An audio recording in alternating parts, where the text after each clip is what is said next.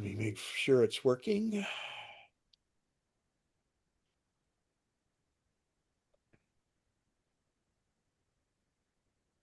It is. I got the message. Good. Yep, it's working. Okay, so now I can go back and go zoom.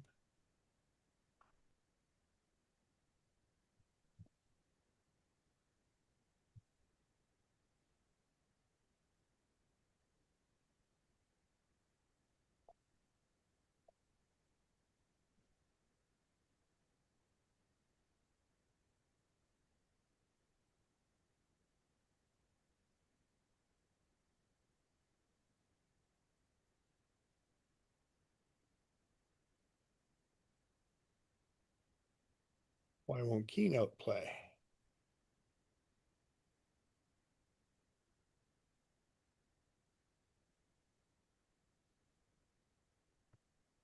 It was playing earlier. All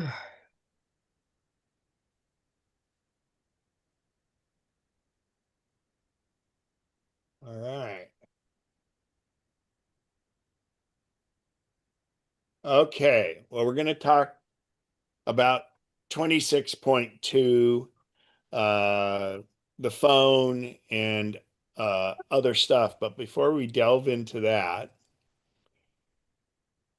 are any of you getting pop-ups like this? Yes. Yeah.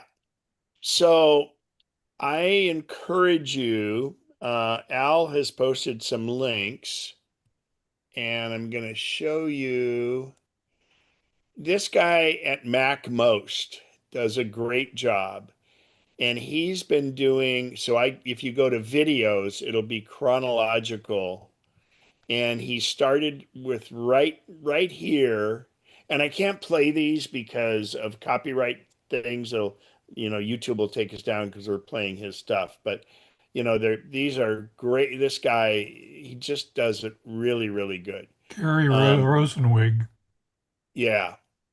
So is Creative Studio worth it is one of them, but what he goes into here is backwards compatibility and how to keep using your existing pages, numbers, and keynotes. So I really encourage you to do this, and this applies to uh, the iOS devices, and it applies to um, what is going on here? I come back to Keynote and it doesn't play.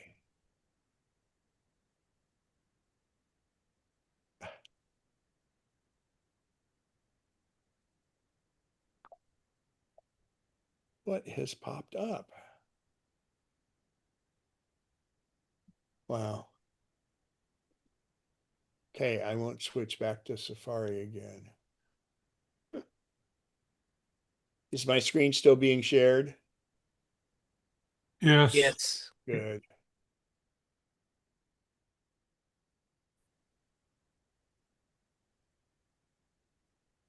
It's really bizarre. Okay, so that being said, this pop-up, so there's a new version of it, and the new version is part of what's called the Creator Studio. So all of our devices get Numbers, Keynote, and Pages included. And you can continue to use those.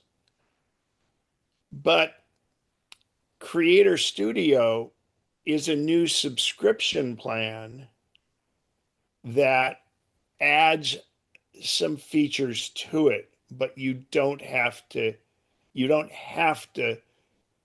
get those to have things work for you. But this whole new thing, so when we talk about numbers, pages, and keynote, sorry, that was wrong. Um, on the Mac, it will ask you if you want to get the new version. And the new version will work, but there's also, if you pay the subscription, you get some clip art, you get some other stuff. I have not and right now there's virtually no difference between the two, but I'm not recommending that you upgrade. Just continue using what you have. So when this window comes up, just say not now.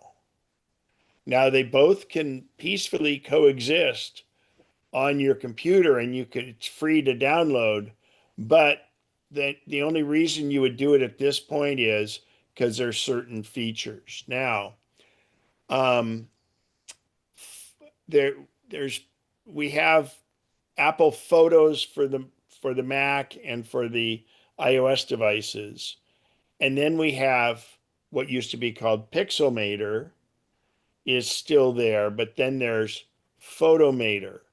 And the Pixelmator Pro is kind of in this update suite. But this whole Creator Studio, it goes beyond that. It's Final Cut Pro, it's Logic, it's a lot of these high-end video and audio editing type things, and that's included in the $12 a month subscription. I would be willing to bet that they may split it out in the future and do something with Numbers, Keynote, and Pages, which the majority of the people use. And there's very few people that are using these big creative studio suites.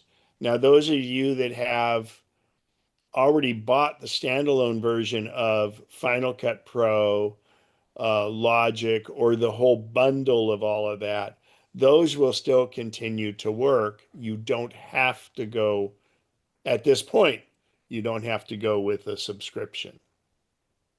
So, Al, you've read a lot on this, and Bob, I'm sure you're up on this. Please give some feedback on this. I think it's important. If you're not like a heavy creative person with a Final Cut Pro or Logic or any of those, I'm with you. Don't upgrade yet. If you're just using Pages, Numbers, and Keynote, they'll continue to work.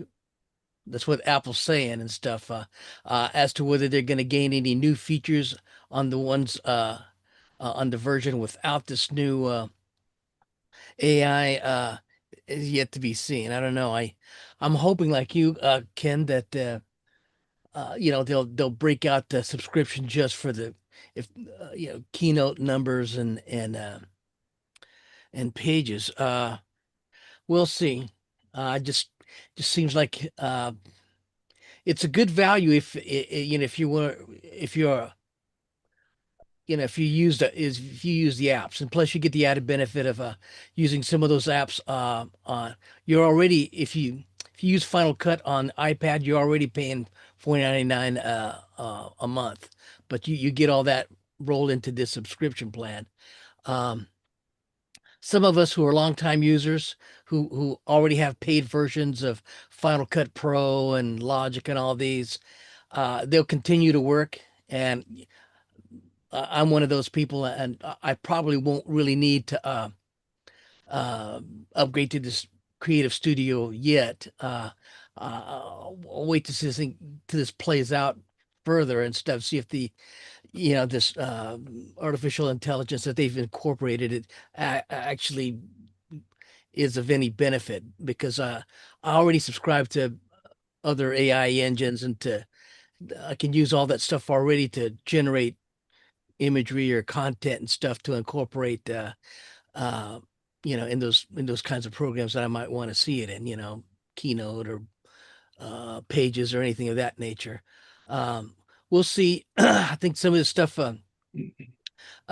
when I think we'll need to see what it looks like when 26.4 comes out, when Apple releases that OS, and how they actually start to implement it in a souped up Siri, and also in the fall when they release iOS 27. They're apparently going to have Siri with kind of a chatbot format.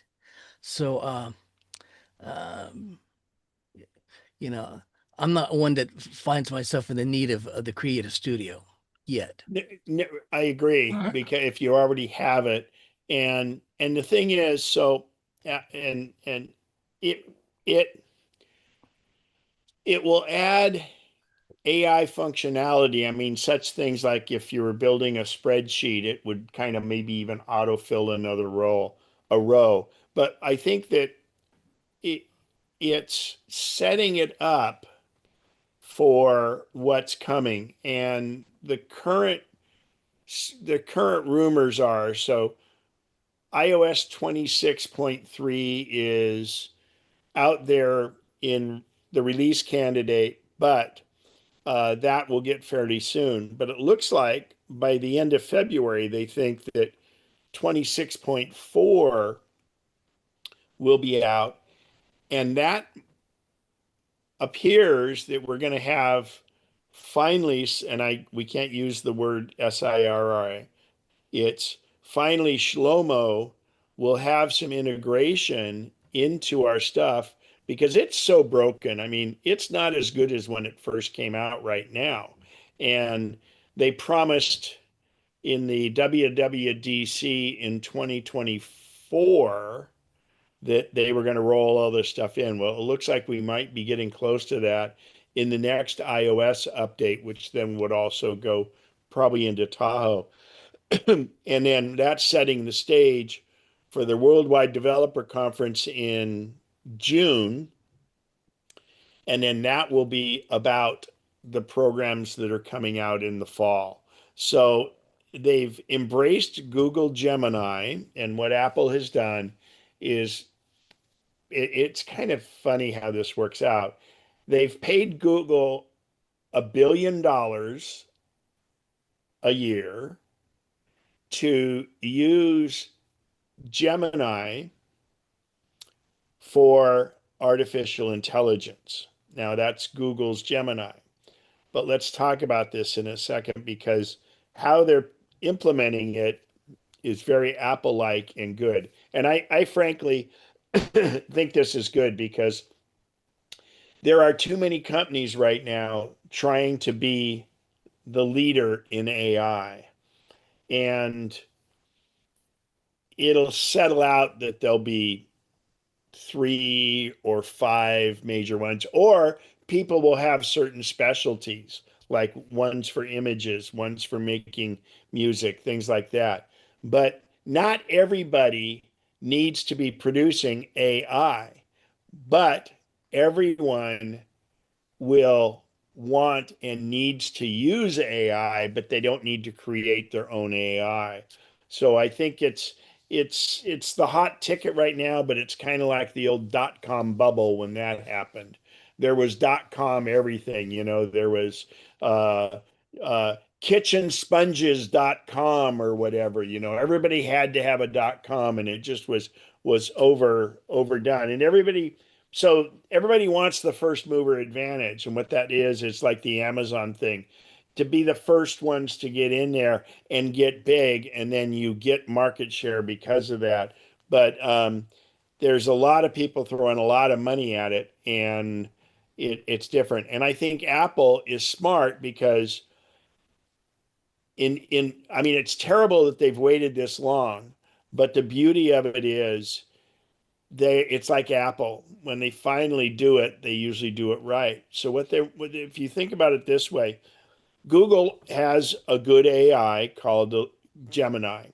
In fact, if you're in Safari and you type in at the very top, you know, where are give me well, actually, I did one earlier and it was tell me about, I asked in AI, reports of AI getting rolled into Siri with an upcoming OS update. And then when the Google search comes up, and I don't want to flip my screen to it because it'll break this keynote thing. Anyway, um, the first part, it'll say generated by AI, and it will give you the AI reaction to it. And really, in that case, just think of it like AI is Google search on steroids. Because what happens is when I ask AI a question, it will go out and hit between 20 and 50 web pages that I could go to each of those web pages and try to get the information out of it. But AI takes it, hits these web pages, and then compares and contrasts what it's found. And then within 30 seconds, it's giving you a summary of what it found in all of those pages. Now, on really important stuff, you can use another one to use another AI to check it. But if we just look at this AI as far as Google search on steroids, which it's AI is so much more than that, what'll happen with Google Gemini is think of it like an engine for a car. Gemini's the engine. Well, you could put in the old days, you could put that engine into any old car you want. So Google makes the engine, but let's say, and we won't talk about Apple Car, but let's say Apple wants to use that engine. Google brings the engine, the capability over to Apple, but it stays within Apple's ecosystem and it is controlled by Apple. So therefore, it's the engine is there, and then Apple just has to connect it up and give it gas and make it have a battery. And what it'll do is your security and your privacy, which is the utmost thing to Apple, will be maintained. Because if you go out and use Google Gemini at Google, they're harvesting your information. They're using demographics and they'll serve up ads and things like that. Well, with Apple, you're paying Apple for their equipment, so they don't want you to have to be subject to all of that that demographic and stuff. So what'll happen is you'll have a great AI, but it's within Apple. And then what's going into the future is, like, for instance, these questions we just asked about the Apple battery. What will happen is, starting in the fall with the new OSs, this AI will be built into it. So you would simply say to the phone by triggering Shlomo, say, how do I check and adjust my battery settings? Well, it wouldn't just come up with a reply, it would go in and do it. Or you could say, oh, set my charging on my battery now to be 80%, and it would do it. So that's going to be the true beauty is once it integrates into everything. I mean, think about it. You can say, launch my camera. Okay, give me the 2x zoom lens and then concentrate on that right there. So it's that's the future and that's where AI will be great, but in the meantime they're doing this and I'm really surprised that here it is they're talking that it will come out even before WWDC. We're going to have little bits of it, and I think that's fantastic. Now that being said, the advantage to the Creator Studio is that it can go out and do AI. But as Al pointed out, there's other places you can go get images. They talk about it's the old days of, if you remember when there was clip art on CDs Mhm. and then there was clip art online. So the whole thing is now it generates whatever you want. So the Creator Studio, if you're someone that does Keynote a lot and you struggle with making presentations the way you want them, you would tell it what you want and you give it an outline and it will go ahead and build the entire keynote for you, including images and things like that. So and we've all seen now the YouTube videos that are done with AI. They're kind of cheesy, but they're going to get better. So there's a few hands up, but I just wanted to do that. And Bob, I didn't get any reaction from you on Creator Studio if Well, you.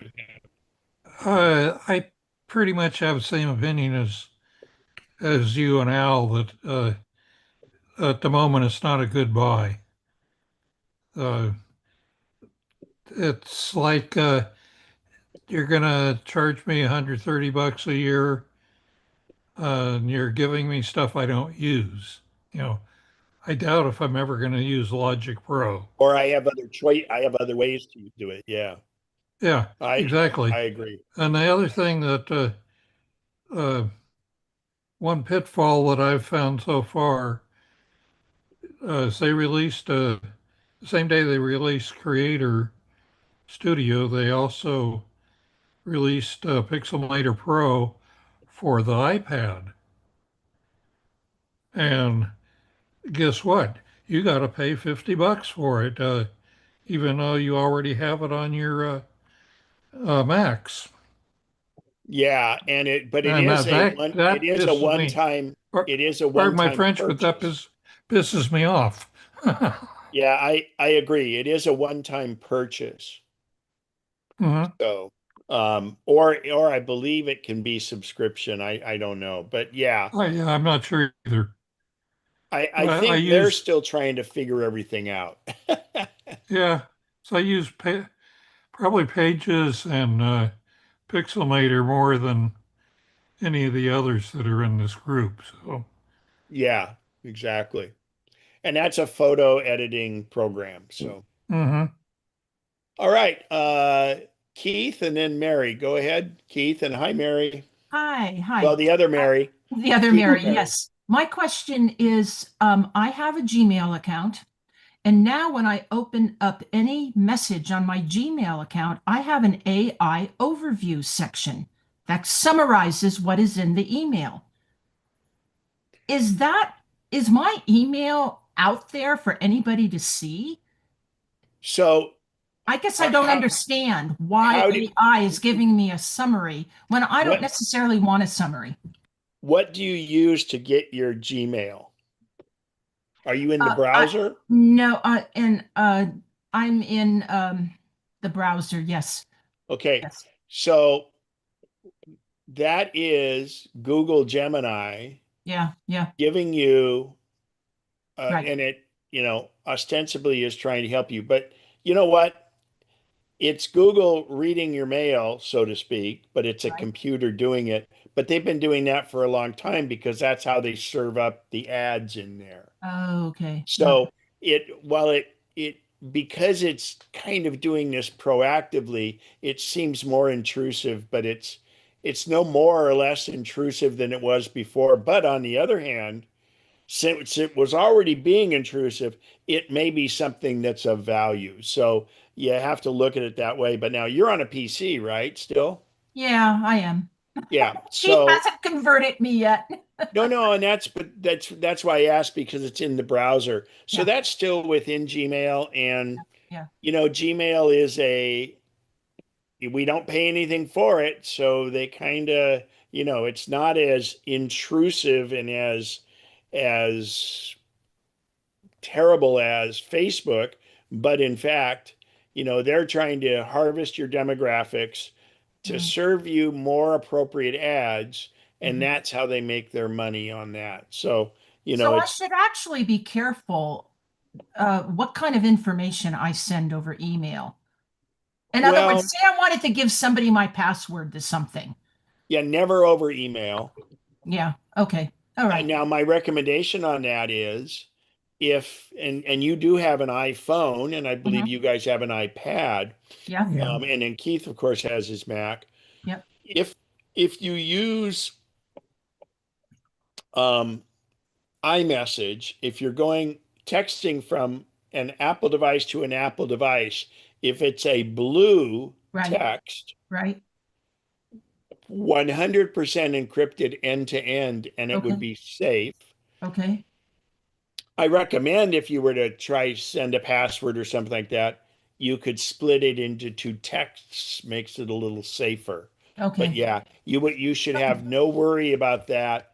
And to be honest, your concern about emailing it is who you're sending it to if it gets intercepted in the middle. But I would say that Google itself is not going to do something.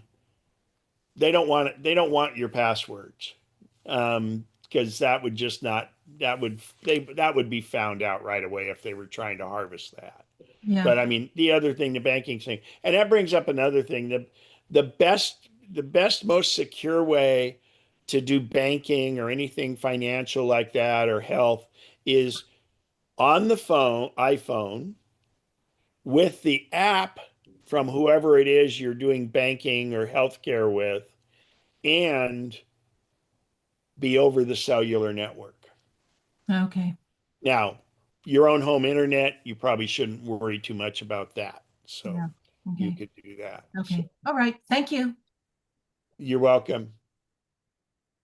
Mary, go ahead, Mary. Yeah, you were mentioning that like Gemini uh, will be used under app with Apple stuff, but under the network or the observation, if you will, of rules of Apple.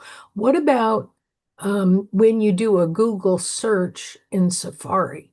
Because they use Google as their default search engine, right? Well, yes, and currently when you go up to the URL bar, if you put something in there, your first results now, even above the ads, usually are an AI Right. response to that. So that you're getting a feel of that, and that's there, and that's currently. But so, for instance, if you go to Gemini or you go to Grok or you go to Chat GPT or Claude or any of these others, you're going to that location and you're using AI. Well, this will be the new on ramp, and I don't know if it's going to be an app or whatever it will be, but it will be essentially when we use the original Shlomo, SIRI, Hmm. that will be the instigator of the AI, and that AI will be Gemini. So really, But you right won't know it. now, It'll be seamless. They're just using it's like if the hood of the car is closed, you won't know what engine it is in there.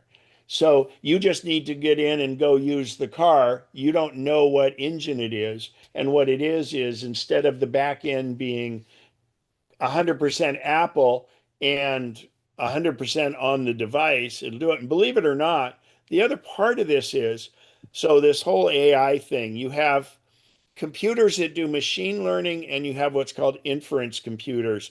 And basically our phones are powerful enough that that that motor that's in the car, most of it may even live on your device, which makes it very secure because our our the darn chip in the phone is the same one the MacBook Pro has, basically.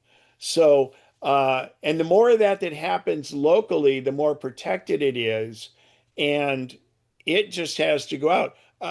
Another example of this would be like myself driving on my car is amazing, and it gets updates from Tesla and the big inference, and it's using AI actually.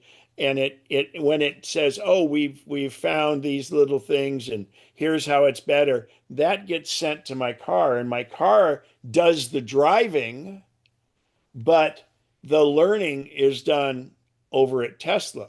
So in this case, you would have with inside Apple and their big server farms, the motor, the generation, the smarts or the software of Gemini, but your device is still going to be able to do tremendous amount of that on board itself. And that's where it ties into being able to do tasks for you rather than just Google search on steroids. but so if I understand you, that's when you use Siri. But if you just go into Safari and search for something, it goes to Google. Well, we don't know if that's going to change or not. Well, So Google, right so now, so though, well it actually doesn't, so that brings up a whole nother thing. So Apple is paying Google $1 billion a year right? for Gemini. But and what's the latest? Doesn't Google pay Apple 2 or 4 20. billion dollars? What? $20 billion a year for Yeah, to be so the default. Google pays Apple $20 billion a year to be the default search in Safari. And you can change it to DuckDuckGo if you want, but in fact, because the an iPhone user are the most valuable eyeballs out there. And so by Google search coming up and being able to serve up ads, that's how Google does revenue. So really what they're doing is Apple's just giving them back 1/24th of what they're paying to be the default search engine.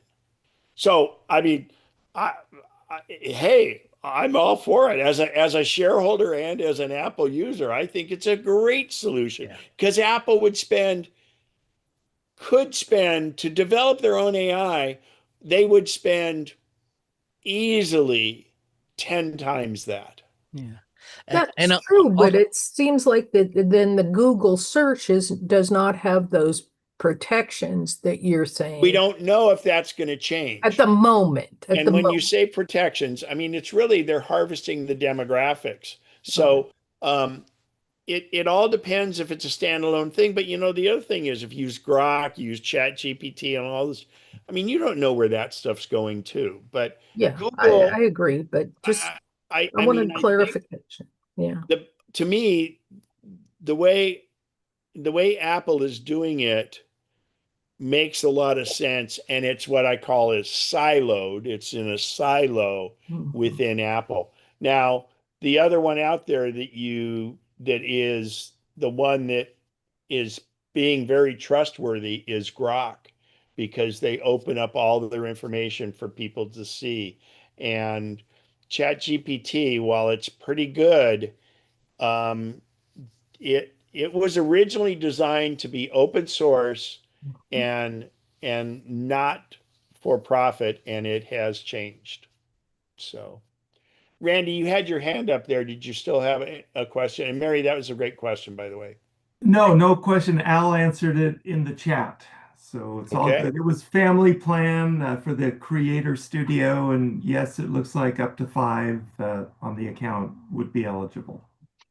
Yeah. So I was gonna go into that a little bit more later too, and I actually don't have a slide, but I'll go through the slide deck here because there's also this Apple One. I did want to mention I'm a Formula One fan, and Apple TV is the new one for it. So if you have an Apple TV subscription, you will be able to see Formula One and and I should mention if you're not into Formula One, there's the Netflix series that's been around for like 4 or 5 years where they go behind the scenes and stuff. But Formula One is great. Cadillac is the newest team, and it's an exciting series.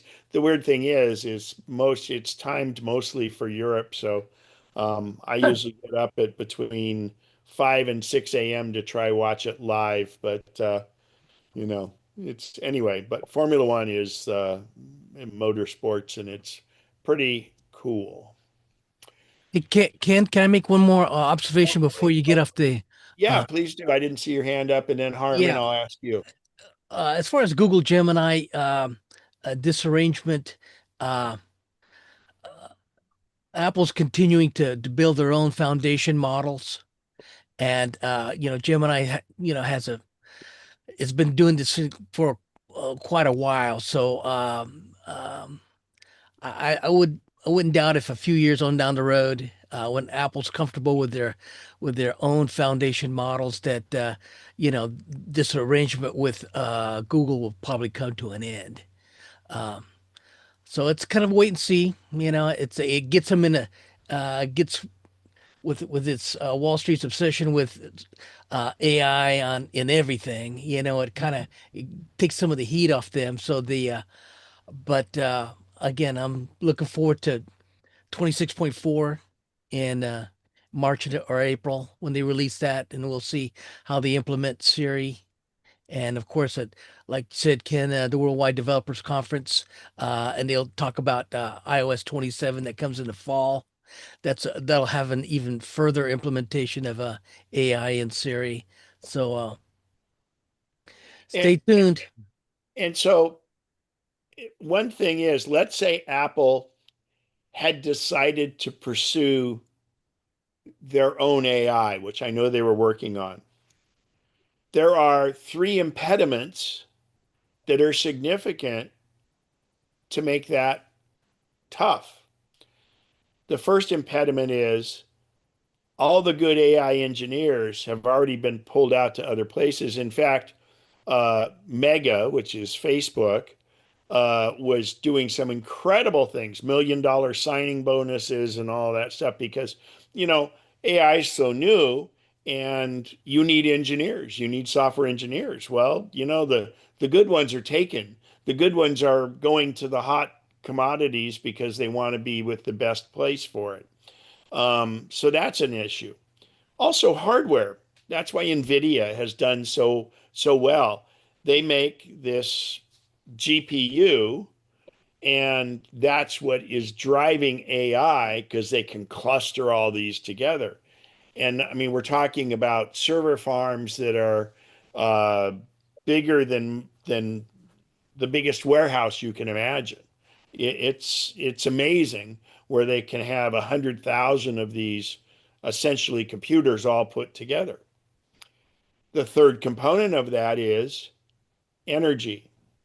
The amount of energy, if all this AI gets ramped up, will come close to the current output of energy for the entire United States already. So it's, and so Apple being, it would be difficult. And if they're new to it, they've got to build all the stuff. Well, Google, oh, actually, I should mention the other thing is the chips that go into these AI computers is the main chip manufacturer is TSMC in Taiwan. And luckily they're building two plants in the US now and things like that. But those take 5 years to get online. So the problem is, even if Apple said we're committing to our own, there's so many roadblocks that make it virtually impossible. And Gemini is already there. And you don't hear about Gemini too much because ChatGPT gets all the news, Grok gets the news, Claude a little more, some of the others. But Gemini has been there and they're doing it for their own uses. And I should say Amazon's the same thing with their stuff. They've been putting AI into theirs and they're kind of growing their own stuff too. But I just think it's a very mature, good way to do it. And I don't know if there will be a reason to go later to something else, but it leaves that option open. And I just think that it would have been another 2 years before we saw any fruits of their labors if they had decided to do it in house. And I think it's good. They have their engineers are better off doing other stuff for us. Harmon, and good point, Al. I appreciate that. Harmon, go for it. Well, since you brought up Formula One and you were talking about the cookie cutter engines before, I just car racing, the old days at the Indianapolis 500, every car, all 33, plus the ones that didn't even make the field, had Offenhauser engines. It was all the same. And who won depended on who could build the best car and make the best use of that Offenhauser engine. So your trope there makes a lot of sense for how take this and build on it. Yeah, and then and then there were some weird things they came out with the turbine car. There were all these different things that could be done, but the deal is the engine's already been built, and then you can put extra spoilers on the car, but it's Apple's deal on how they want to implement it. But I think that, and the other thing is then Apple can collaborate with the Gemini software engineers for specific needs and wants and stuff because it's it's essentially software when you think about it. But getting all the hardware and all that, and I have a feeling that what's they're going to overbuild on AI, and then there's going to be all this extra AI gear out there that's but the roadblocks to getting the supercomputers they want. In fact, you know, uh, I think Microsoft is relaunching 3 Mile Island because they need power. And I mean, it's crazy like that. So the weirdest thing is XAI, which is Grok, just merged with SpaceX, and the big problem with these big server farms is the amount of power they need and the heat dissipation. So what they're going to do is put these big server clusters in satellites because with solar panels because they can always face the sun and all the power they need. So a solar panel out in space is 5 to 10 times more powerful than the ones on Earth because we have night, but also the other thing is we have our atmosphere blocks out a lot. So those servers will be up there, and then what'll happen is instead of going over your hard wires to request a search or an AI thing, it will beam it up by satellite to there. That computer will do all the crunching of the numbers, and it's meshed with a bunch of other satellites. They're connected by lasers, and so they're all crunching the information. And then it's a small amount of data for you going up and asking it what to do, and it's a small amount of data coming back down from the satellite, just like it is on the internet right now. Essentially, Starlink I mean, I used it when we were on the ship, and it's as good as my home internet as far as speed, and it's by a satellite. So that satellite would be housing these computers and the big solar panels they need to feed those computers. And it's outlandish, but it's that's probably what is going to be. So anyway, it's a wonderful time to be alive, and there's a lot going on, and it's I follow this stuff a lot, and I'm just amazed all the time. So all right, That's a lot more complicated than an Offenhauser engine. yeah, well, yeah. I mean, think about the boxes they use now on everything. So yeah. So and Indy has gone, they're almost they're cookie cutter cars and everything. It's outcome based racing. Anyway, let's move on here. So 26.2. So I'm going to just speak a bit about iOS 26, and this was in the meeting, so I'll do it a little fast so we can go through. The amazing thing is how many phones are still supported on this, way back to the second generation SE, which I find really amazing that they're able to do that. So, uh, but those of you, there's still some people sporting 12s and everything else. So it is processor intensive, but um, it can 26 can go. Now, that being said, all the phones do not support Apple Intelligence, which is Apple's AI. Just so you know, just because it supports 26 doesn't mean it can do the Apple Intelligence. So it's a fresh design. It's a different look. And of course, I really think Apple would have loved to have rolled it out and said, well, we've got all this great AI stuff going on. So really the few things they had to bank on this was really just, oh, we've got a new jazzy look. And some people are not liking it. So, but it's different and it's considered, they call it liquid glass, which is kind of funny. But you can, one thing is nice, you can really modify your home screen.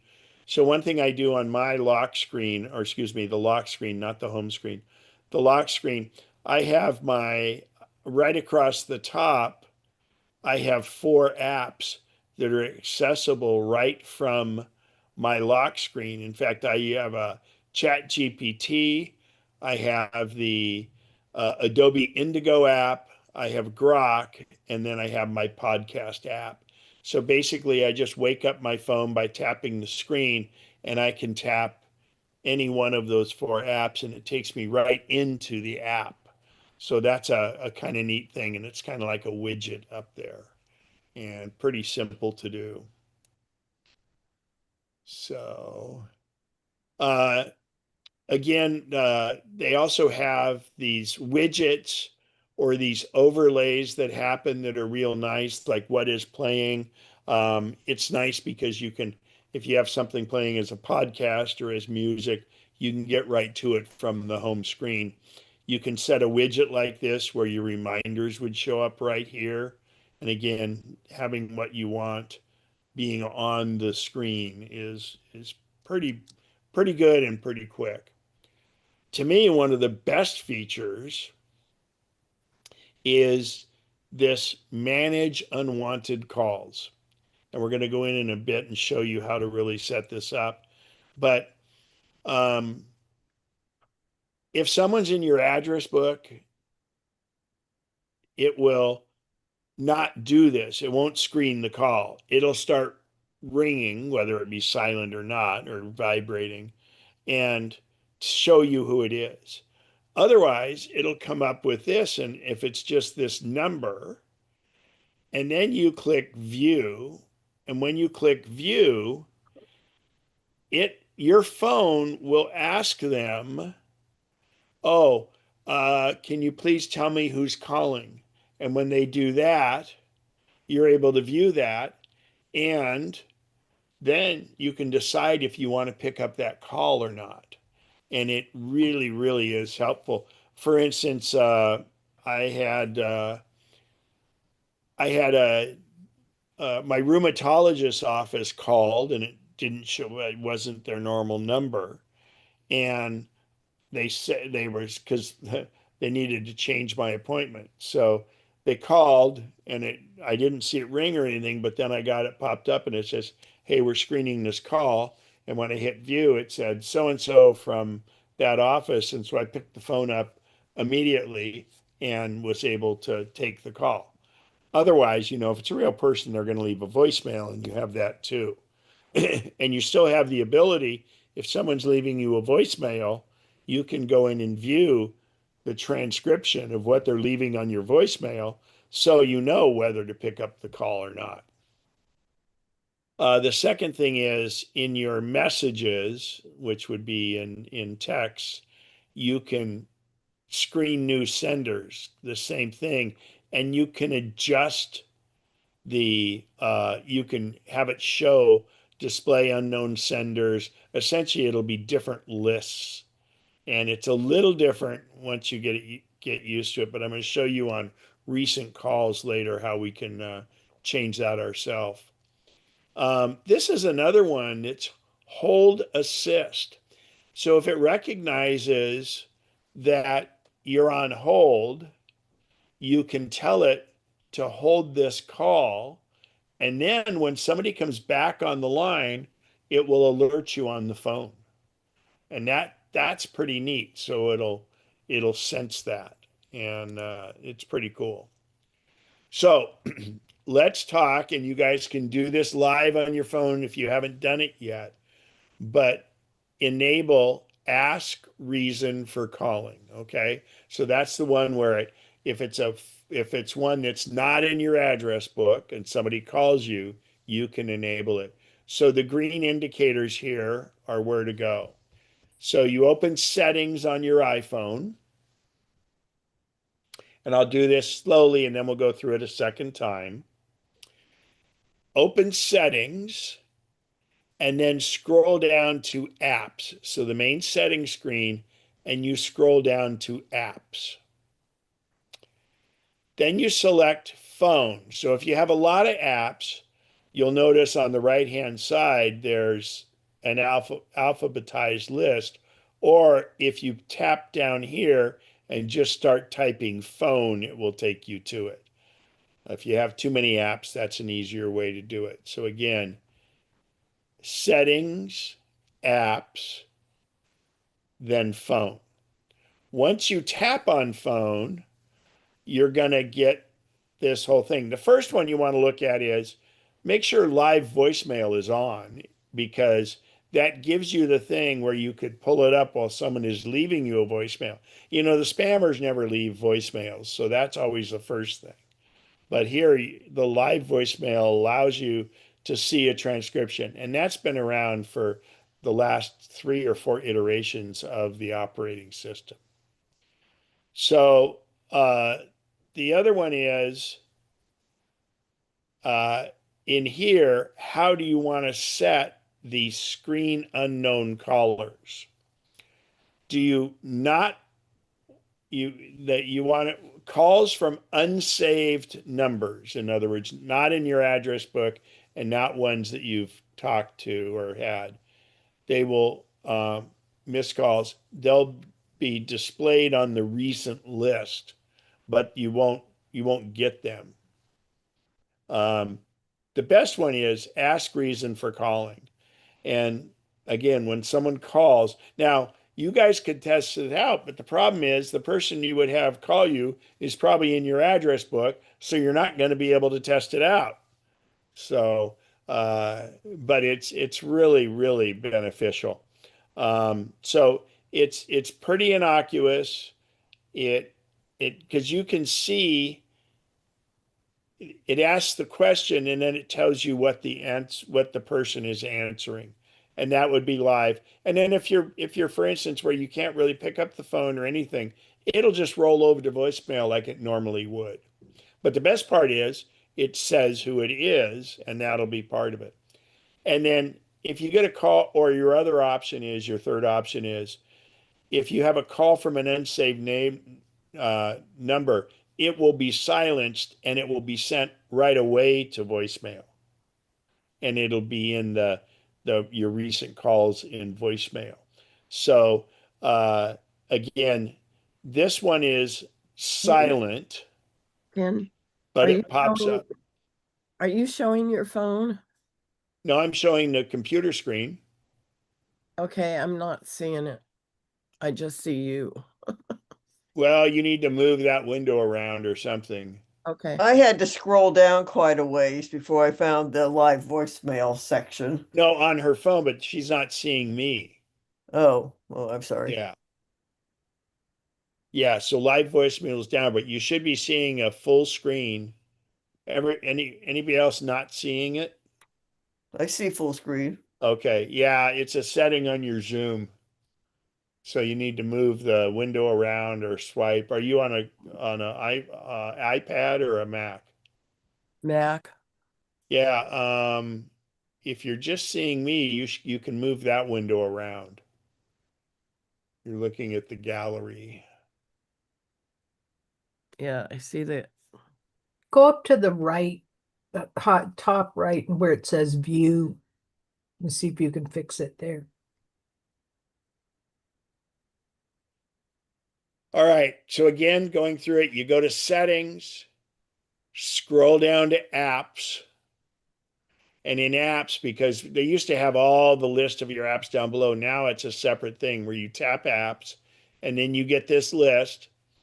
You can go to P in the over here on the menu, or you can start typing PHO and it'll get you right there, or just scroll until you get to phone. And once you do that, turn on ask reason for calling. And the other thing is this way you want to know how you can get back into it if you decide you don't want to do it. So any questions or any problems with that with anybody, please? Bev, you've got your hand up. Go ahead. Yeah. Well, I see the live voicemail. It's not exactly on the topic of ask reason for calling, but my never, I have a blue check on that. And I would like a call to, it says calls from unsaved numbers will ring and missed calls will be displayed on the recents list. And I have a little blue check mark that I can't get rid of. Well, tap on ask reason for calling and never will go off. Oh, okay. Oh, okay. That's associated with that. Okay. Yeah, because Yeah, I don't, you get yeah. you get to choose one of the three. Oh, okay. Excellent. Thank you. Yeah, because you can't just toggle never off. It has to be one of these. Okay. Yeah. At this point, I get confused with when Bob White and I had a little issue trying to connect when I didn't know how to use it. Oh, all right. She does McMahon's, go now. ahead. What, Oh, Bob? hi. Heath or Mary? Oh, yes. Can you go back one slide in your presentation? I think I can. Okay, the very first picture on the left, Yep. that will appear. I mean, if somebody calls and they're not in my contacts, that will appear on my phone. But if I don't have my phone with me, that call, if I have my phone with me, I have to click on view in order to trigger this setting that I've set, ask reason for calling. Is that correct? No, good Yeah. clarification though. So if you have it set to be on, Right? this will happen all the time. Right? And when the person starts saying who they are, you could tap view and view it. But if you're not there, it will send it to voicemail just like it would have normally. Okay. Maybe one thing that'll make this more clear is if you click on view, compare it to, do you dictate into your machine? Do I do? If you hit view, it will transcribe what the person is saying Yeah, on the because you can screen. watch their words appearing. Oh, okay. Okay. So the person I'll have to test this out with somebody who's not in my contacts. So Right. the next time I'm at a meeting with a bunch of strangers. Well, actually, if you have a home phone, I believe still. Yes. Yeah, but it's in my contacts. Well, take it out of your contacts temporarily and see if it works. Okay. Okay, good. Thank you. Yeah. All right. Good question on that. So yeah, so again, it pops up on your phone. I think it vibrates, but it shows you on your screen, so it's not intrusive yet. And then it's letting you know, and then you tap view, and like Bob said, it gives you a live transcription of what the person is saying. So you can decide if it's it's asking them who's calling. It's kind of like a personal assistant. Excuse me, and excuse me, it works pretty well. And so and as you use it, you'll see what they have. And there's some videos out there, but because of copyright restrictions, I can't play them. So And you can tap on it at any time and start actual conversation. yeah, when you type view, then you have an answer. When you type view, you have the option to join call. All right, Joan Whitaker, go for it. Yeah, now I see that you show unknown senders, two of them.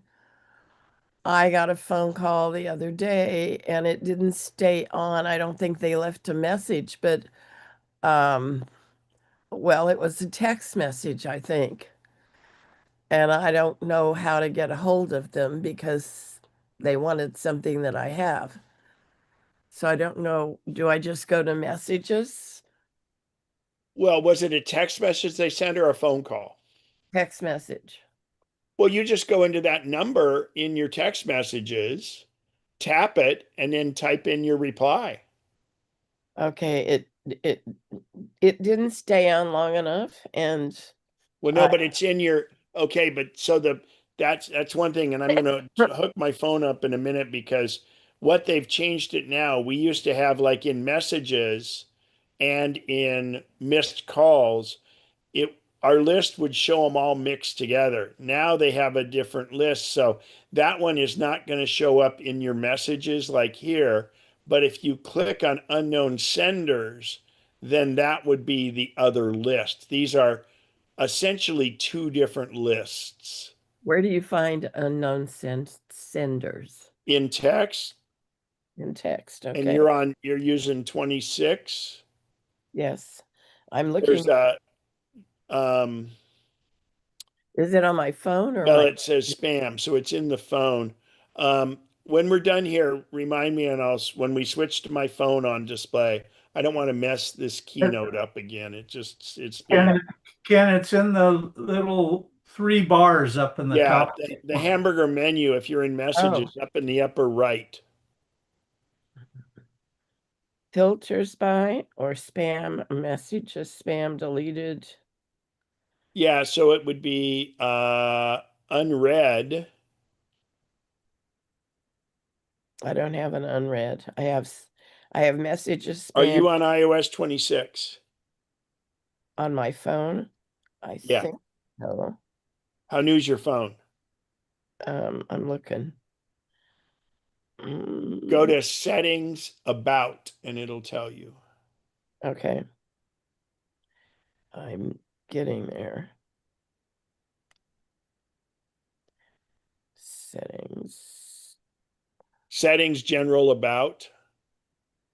Yeah. And I'm on it'll tell you what version of the iOS you have. 26.2.1. Okay, good. You're current. So go back to messages. And in messages, well, it's funny because the depends on what your setting is in messages. Mine displays ones that aren't in my book. But if you, so you should, they should be in your list there.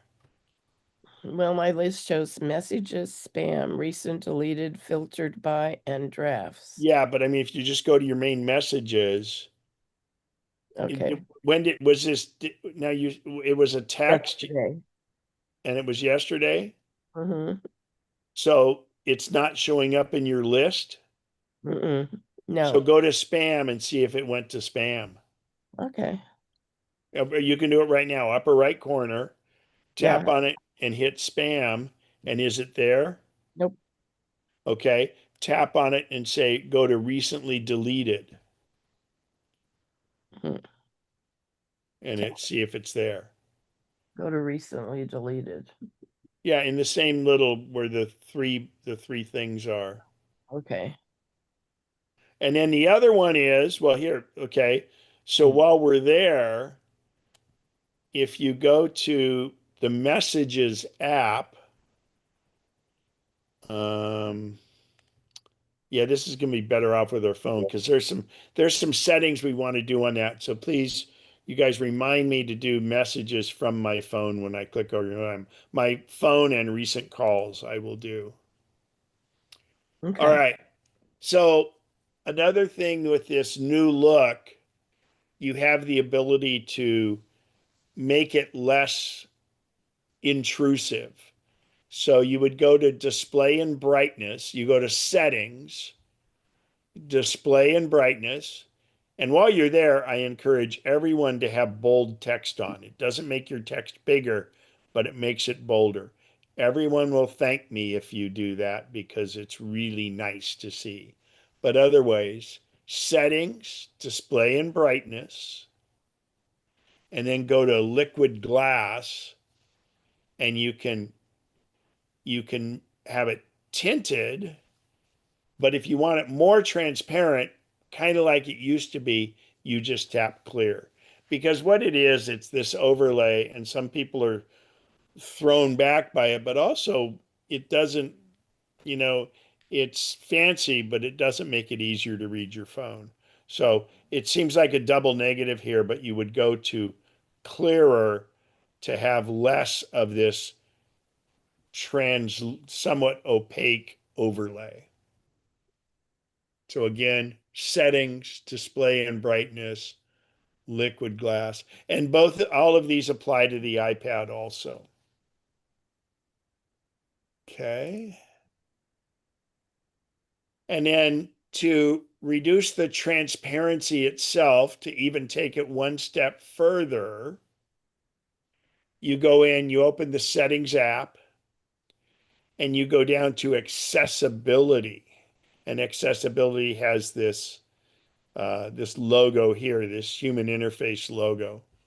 And then you tap display and text size. And here is a double negative again. To improve the contrast, you reduce transparency. So that will lessen this visual impact of iOS 26. Does anybody need to go through that a little slower? If you haven't got it, let me know. I think that one's pretty self-explanatory. Now, a few OSs ago, reminders made it so it'll show up on your calendar. Well, I have so many reminders, it was cumbersome for me, so I disabled that. But the nice thing, and I use reminders a lot, but now when you make a reminder, and Pete did a really good job the last presentation he gave about notes and reminders, but especially reminders. But now reminders has the ability to, if you say it's an urgent reminder, it will actually set your alarm and you'll get an alert. If you say, I want to create an urgent reminder at 10 a.m. on Monday to call the dentist. And so there it'll come up as a reminder, but rather than just popping up on your phone, it will actually have an alarm to it. So if you mark it urgent, that will automatically give you an alarm when it's time to act on that reminder. Apple Maps has improved very, very much. And I think what's going to be is as AI gets more integrated, you'll see some real good features that will come over to Maps from it. The other nice thing is now, our phone knows where we've been. It's obvious, but it'll help you. And you can use this. Like I was recently just using some of these new features from my recent trip, and it's like, wow, okay, I went there, and I can kind of quickly find things, and that's really, really good. Now, I don't do much with music, but they're integrating Apple Intelligence so you can get music lyrics, which they've been doing for a while, but now it can actually do translation. So if it's a song from a different country, it will do that for you. Speaking of live translation, in messages, if it detects a different language, it pops up like this, and you just click it, and it will give you the translation of that. And that's pretty cool. But the coolest part of translation is with the AirPods Pro, and you have to have well, gosh, Al will probably have the specs up for it, but is this with all AirPods? I thought it was the three AirPods Pro 3 and newer. So if somebody can check that for me, let me know because I've been saying that. But the way it works is, you have a microphone and you have your headset in these AirPods, and it will listen and it will translate a person's conversation and feed that into your ear. And that's pretty darn amazing. So, Al, when you find out about what ones it does, let me know. Harmon, go for it. So this will translate Bad Bunny at halftime tomorrow? Yeah. Which is funny because he's featured on the Apple page about go to Apple TV and look at the featured thing. So, gosh, the breaking news is I saw a video this morning. He may have twisted his ankle, but in preparation. But yeah. So, or there's alternate things you can watch if you want to. Um, let's see. I'll put so the AirPods for translation. It is bottom line iPhone 15 Pro or newer,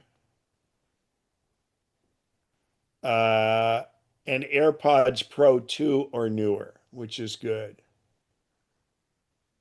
Yeah, and it's not built into the AirPod. It is leveraging the translation on the phone. So that's a good point because yeah, it would not you would the chip and it'd be the the AirPod would be huge. All right, so that's 26.2. And what we're going to do now is I'm going to share my phone. And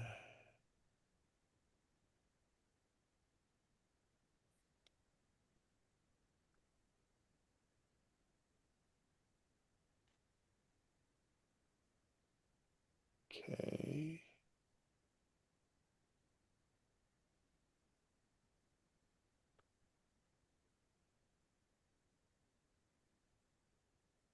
All right. So are you guys seeing my phone? Yes. Think so. Small, Looks like it. Come on. relatively small. Well, Lock your phone. Lock it to connect. Come on. Okay, there we go.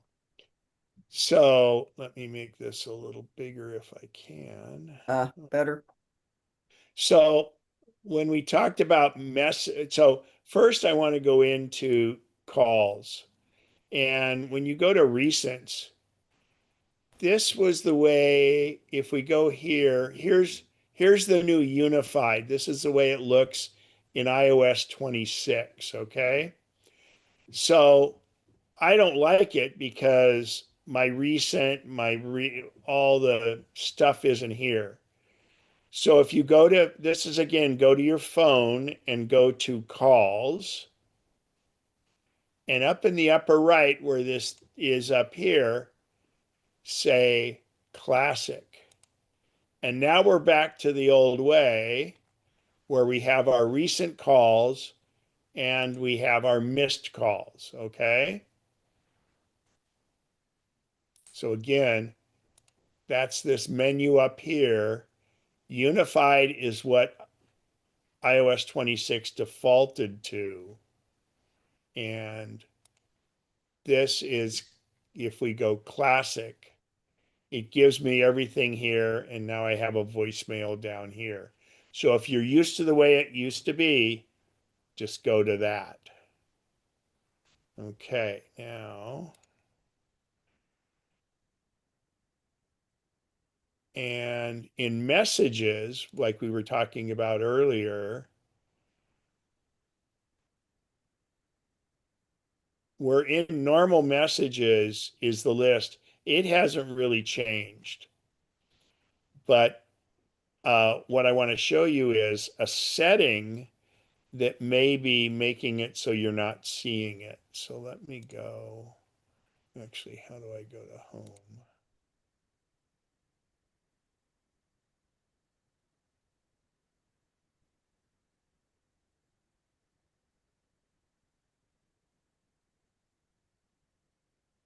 Come on.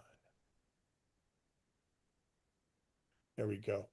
So we're going to go to settings and we're going to go to messages.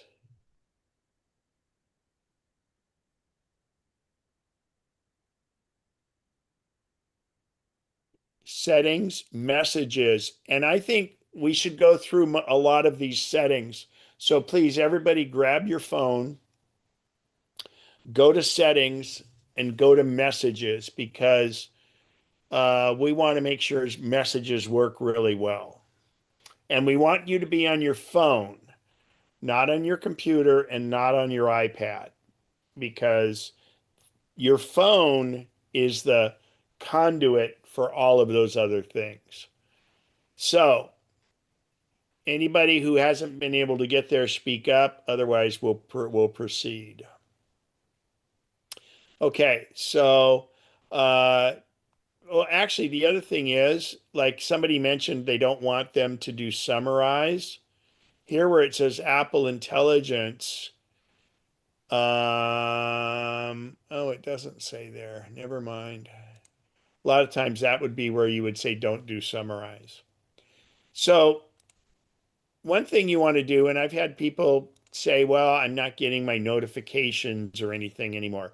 First of all, you want to make sure focus is not on, because focus is the old, what we call do not disturb.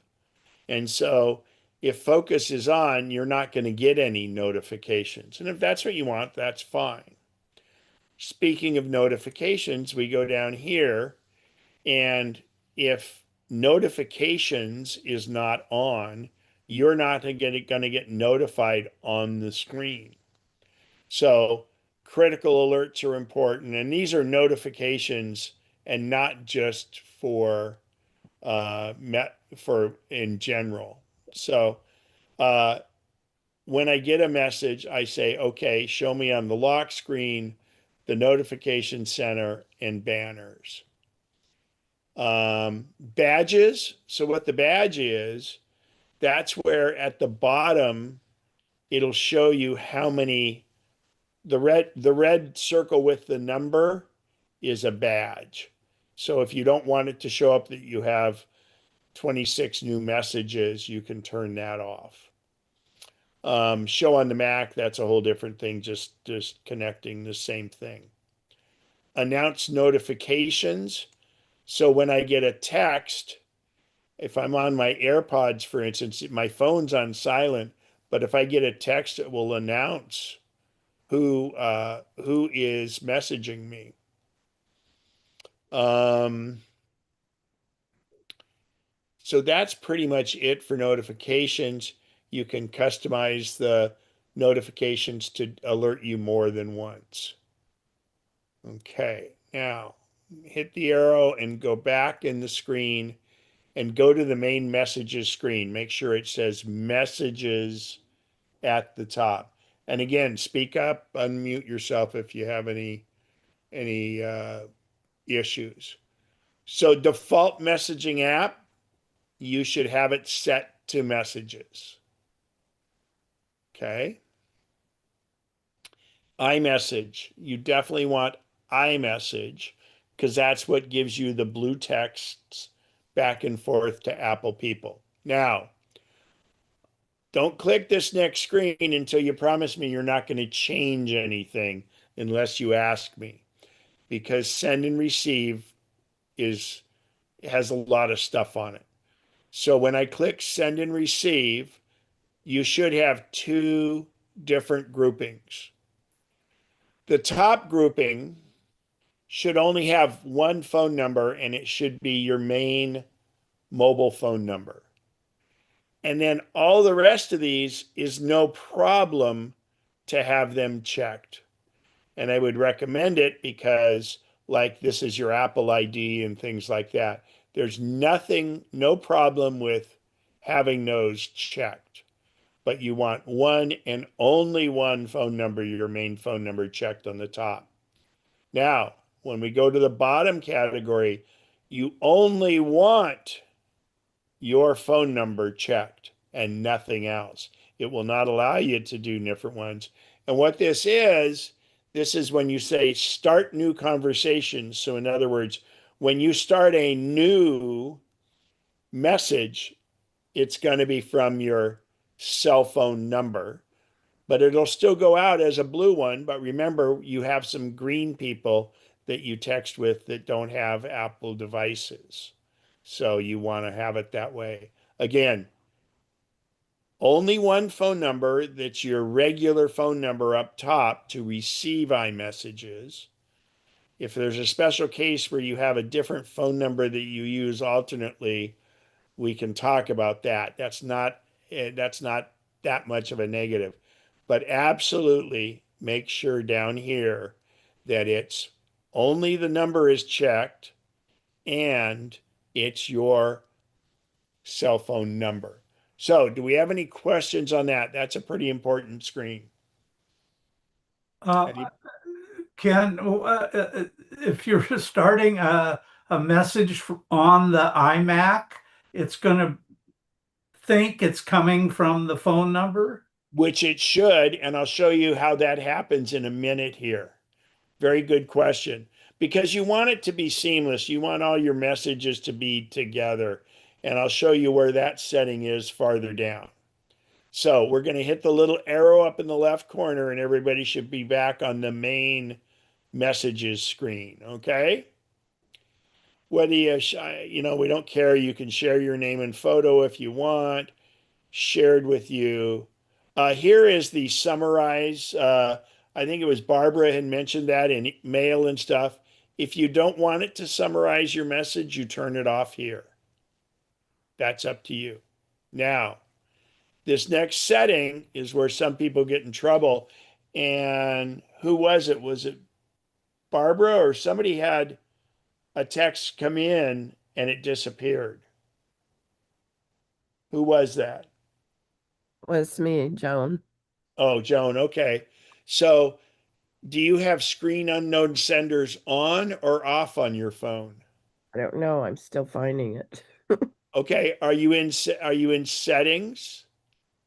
I'm in settings. I'm in messages. Okay. Now in messages, go about halfway down, and you should see unknown senders. Do you see that? I do. Okay. Is it on or off? It's off. OFF? Uh-huh. Okay. So then that wasn't the case, because what would happen is if it was an unknown sender, it's it it's well, actually, here's the, let's see, the filter. Hold on, there's one. Let me see if there was one other one. Let me make sure it's here.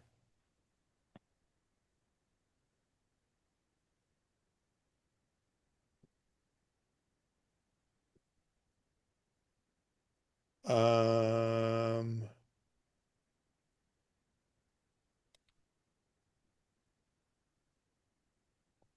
and you have filter spam on?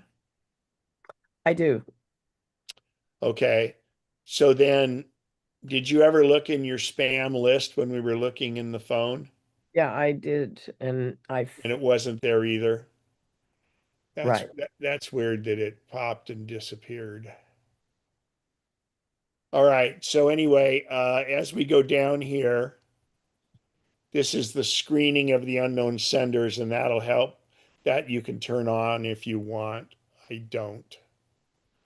Now, if you have other Apple devices, and I always say that, MacNexus is your 12-step program for Apple users. So we know we have more than one device.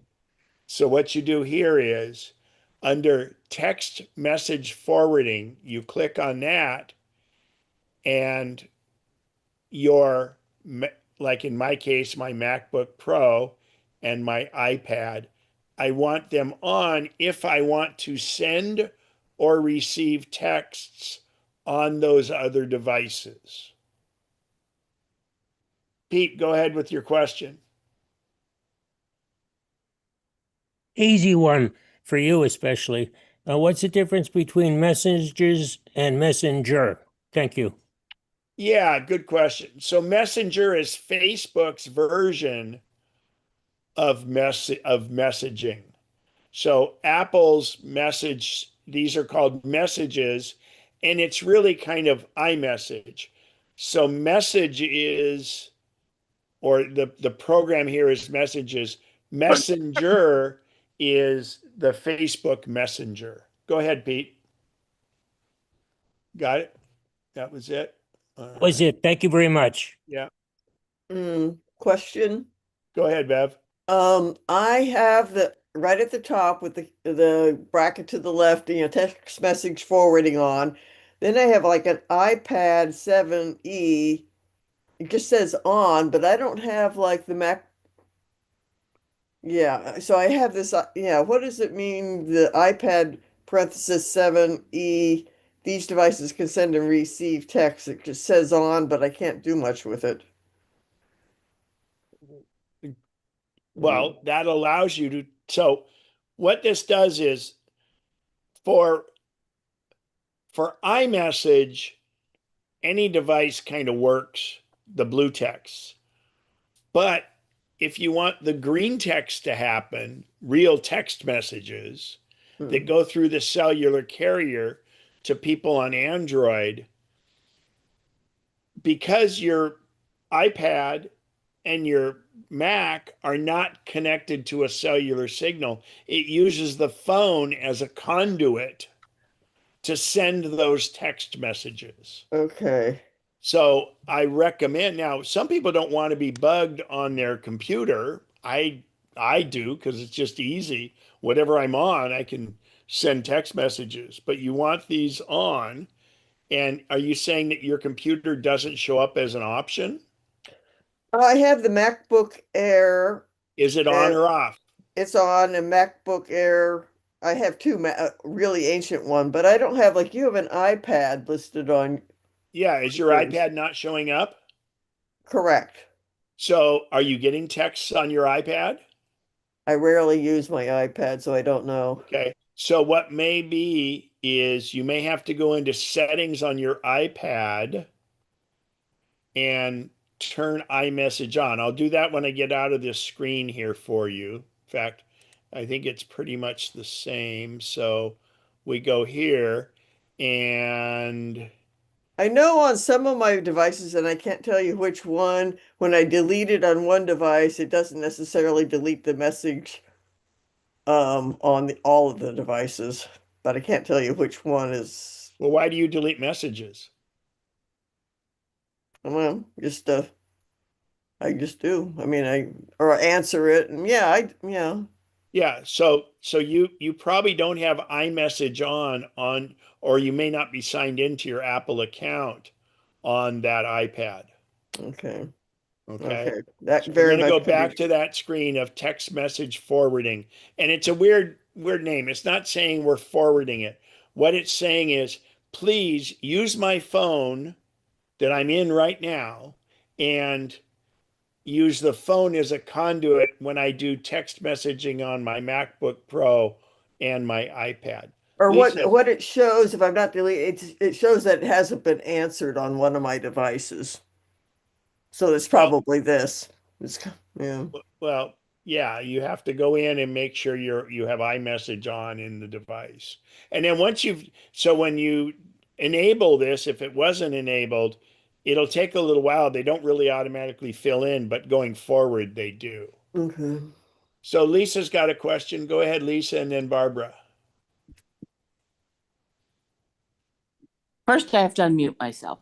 To follow up on what Bev is asking, I have the same thing. Now, I've checked in that if I've got, a text message comes through, I've got my phone in my hand. I look at it, great. Later on, I pick up my iPad and it's like, what do you mean I have a message? And it's that same old message. so it's not syncing immediately like your email does. I've gone back through, and I believe I've told both my Mac and my iPad and I said share everything, but it does take it doesn't work like the what So am I trying to yeah, say? so it it should sync them. My recommendation is when it gets weird like that is Yeah. toggle it off and toggle it on each one of them again, Oh, okay. and then see, and then and then it takes a minute, and then it doesn't necessarily sync back right away because you Correct. got to wait till it triggers something from each. But that's what I find is does that. And the other one I do that I toggle on and off if it's weird is iMessage. Now iMessage is only the blue texts, but and then Mm-hmm. again on the other device when you go into messages it will say, in fact, here, let me go to system settings. Done. Oh, actually, if I go into messages on my Mac, I have to make sure iMessage and I have to make sure I'm signed in. Mm-hmm. Because not only is the phone the conduit is also uh, the Apple account. And then Okay. here's the new one. And so you have to make sure it's funny that it doesn't show up here, but you have to make sure you're logged into that account. Okay. I'll give it a shot. Yeah. Okay. But again, and then the send and receive, summarize messages, and then the screen unknown senders is the one where stuff you may get, if you have that on, it may be getting hidden. Oh, and there was text message forwarding. Oh, uh, make sure this is on your phone too. Retry as text message. So if for some reason you have a weird internet connection and it can't go out over data, it would then send it as a regular text message, even if the other person's an Apple person. And that's just if you have a weird situation where it won't go as data. Then the next thing is this is new RCS messaging. That's the ability to interact with Google ones, and you click that, and you want to make sure they're both on, and they should be on by default. And then MMS, which is multimedia message service, it should be on. I don't care to see subject field in a text, so I turned that off. And then the other one that had the one that came in, you might look and find out if it's a blocked number here, but you don't know what the number was. It kind of makes that a little difficult. What does character count do? You have that toggled. Character count, as you're typing a message, it'll just give you a numeric digits on how many characters you're typing. And you find that useful, you have it toggled on. Where is it? Maybe just a bit above. There. Oh, yeah, it's on by default, but I don't care. Okay. No. It may have been when, that may be a holdout from when it was, but no, it was on by default. And then how long you keep your messages, this is one way to clean up with a lot of messages. I choose to keep them forever. And I delete because most of mine don't really have a lot of stuff on them. But if people send you videos, you may want to get rid of them because that can be a big space hog. That's pretty much. Oh, I'm sorry. Barbara had a question and I didn't get to hers after the other one there. Go ahead, Barbara. That's okay. Like Bev, when I delete something, I'd like it to delete on everything. Now, my MacBook Air, my phone, my watch are all current. My iMac is not. Well, I But and you frankly wait a don't minute. You think, asked Bev why she deletes stuff. I delete one-time passcodes. I delete sometimes political people asking for money. Sometimes I delete and report a spam, and sometimes I just delete them. And there's one other thing I delete. Oh, advertising. Like sometimes things I order mail order. I'm not interested sure. in this. I don't want it. I Okay. delete it. So good point. So on the there, so But I'd unlike like them to mail, go away on everything. yeah, and it does sometimes, especially if you're using the text message forwarding. There's some options on the text. Criminy, hang on, I just locked my phone and I unlocked it and got me back. I gotta get, come on. There It's we go. nice to know we all have problems. Well, And it's because no, because I'm controlling it here on my computer yeah, and it's I wanted to. pulling it into my phone. And so if I touch my phone, it automatically goes to that. I wanted So to say something too about our last session. You encouraged people to turn on bold text. Is that what's called under display and yeah, brightness? I did it, and it is fabulous. absolutely. Oh, you know what? We'll even show that here. Okay, But let's go to a message. And so when I go to,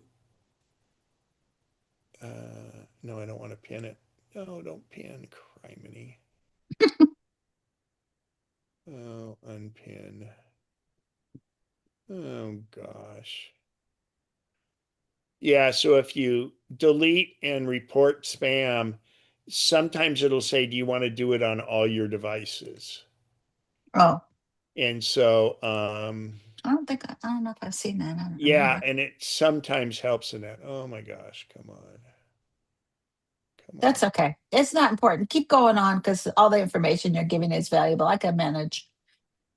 And what was I'm going to do I'm going to display the bold text here, but Display and brightness, I yeah, I think, got to get which just back. seems like an odd place, but maybe not. I thought it would be under accessibility. Well, no, because your other text Yeah. stuff is under accessibility. All right. But it's great. It does it I think it does take up a little bit more space like in my messages, but it's okay because it is so good on everything.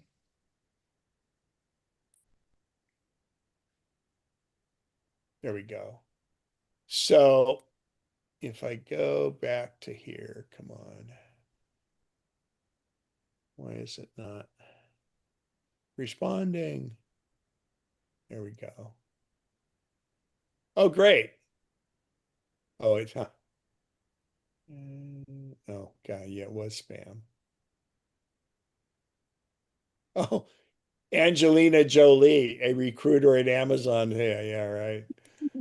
I'm sure she's sending me texts. But anyway, let's go to I keep clicking it wrong.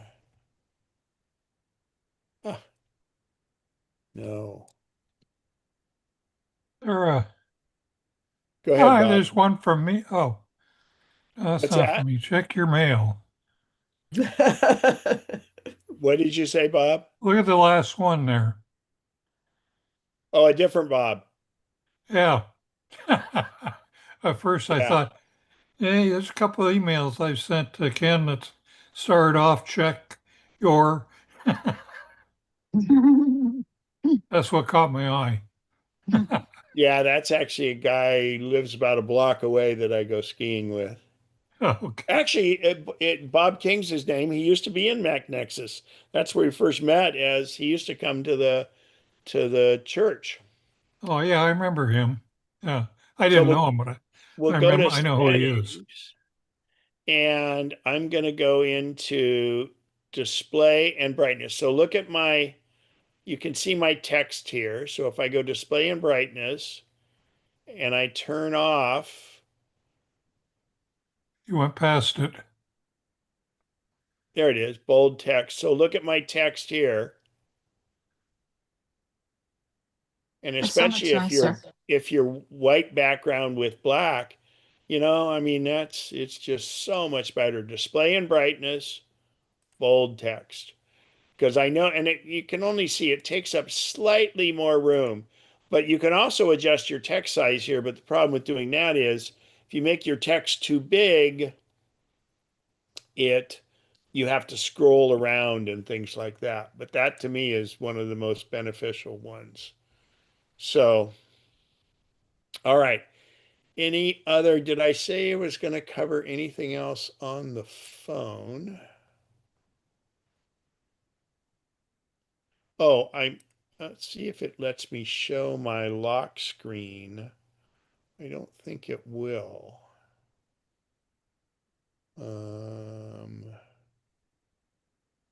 No. So, oh, jeez. Oh, I know why it did it, because I clicked on. Okay, so if we go here and I go to, so the control center, oh, that's how I do it. It's this. Ah, okay. But can I pull down?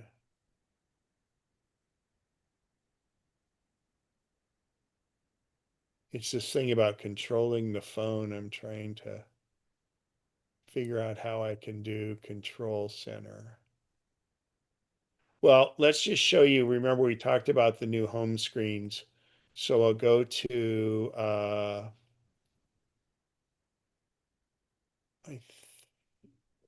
so here's wallpaper.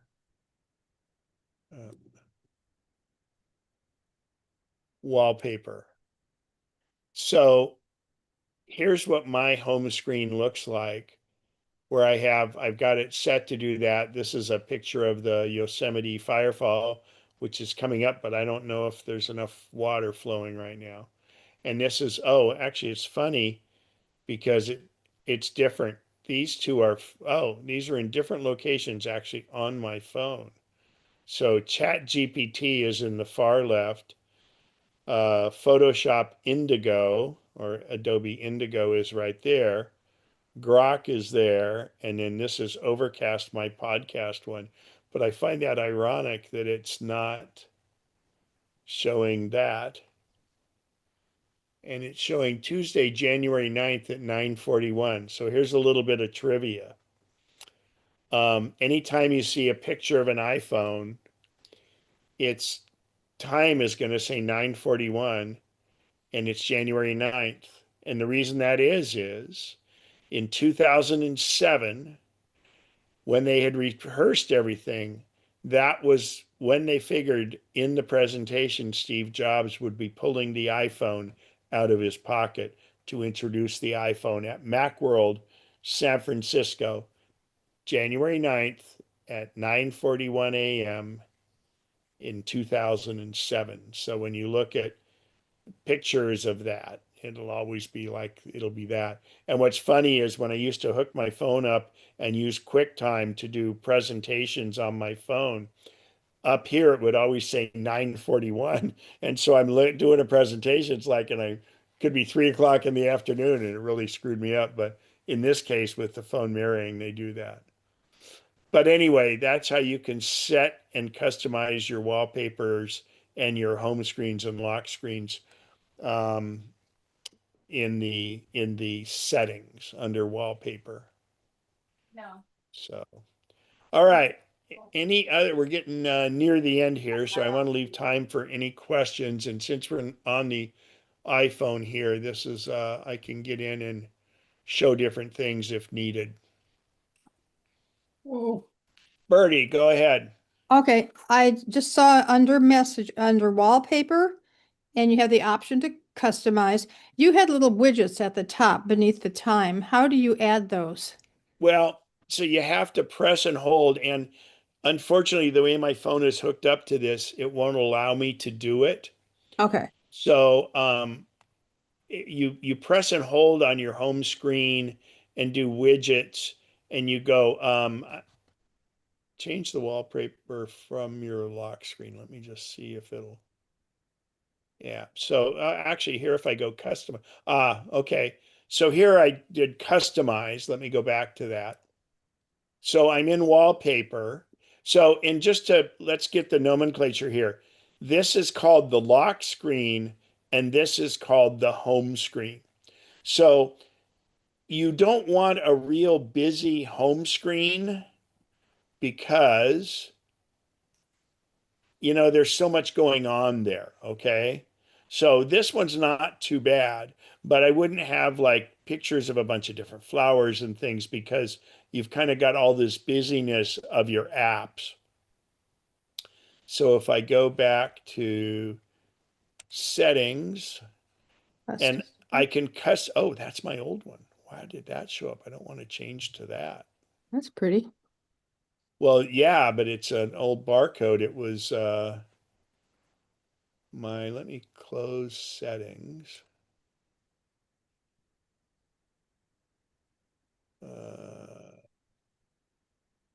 I'll just click messages and then I'll click back to settings and wallpaper. There we go. But I still find it really weird that these are flip-flopped on both sides. So the lock screen or the home screen, you can, and these are I have old ones here, or I can add a new wallpaper. So the other thing is you could do a brand new wallpaper, then you can switch back and forth of them to them. But when I hit customize, and this is an iOS 26, you have these trays where things can exist. So we know that you have in the lower left on the lock screen is the is normally the flashlight, and in the lower right is normally the camera, but you can change those now, by the way. So, oh, and that's what these are actually. But what I did here is if I click on that, I took these and drug them up to there. It's called a widget. And so you can, Yeah. How did you find your widgets? Where did you go for that? yeah, good question. When you click, let's see. I'm asking for others. No, yeah, that's okay. Asking for a friend. See, I usually do it from pulling down to the top, but let's just do a little search here in settings. And I'm looking for widgets. Yeah, there's nothing. It's on the phone, you pull down from the upper right corner. So, does anybody have any insight to that? Because I rarely change mine, and it's been a while. So, let's do this. Let me ask. My widget tray just showed up when I When you did the custom? chose. Yeah, but we're trying to make sure, we're trying to see how we can add to it. Or create widgets. Yeah, it was a tray. Well, so you can't quote create a widget because a widget is one of the apps. Oh, okay. We just need to know how to put it up there. Yeah, so if I hit customize, see, I can move that. Where we move them. But what's this?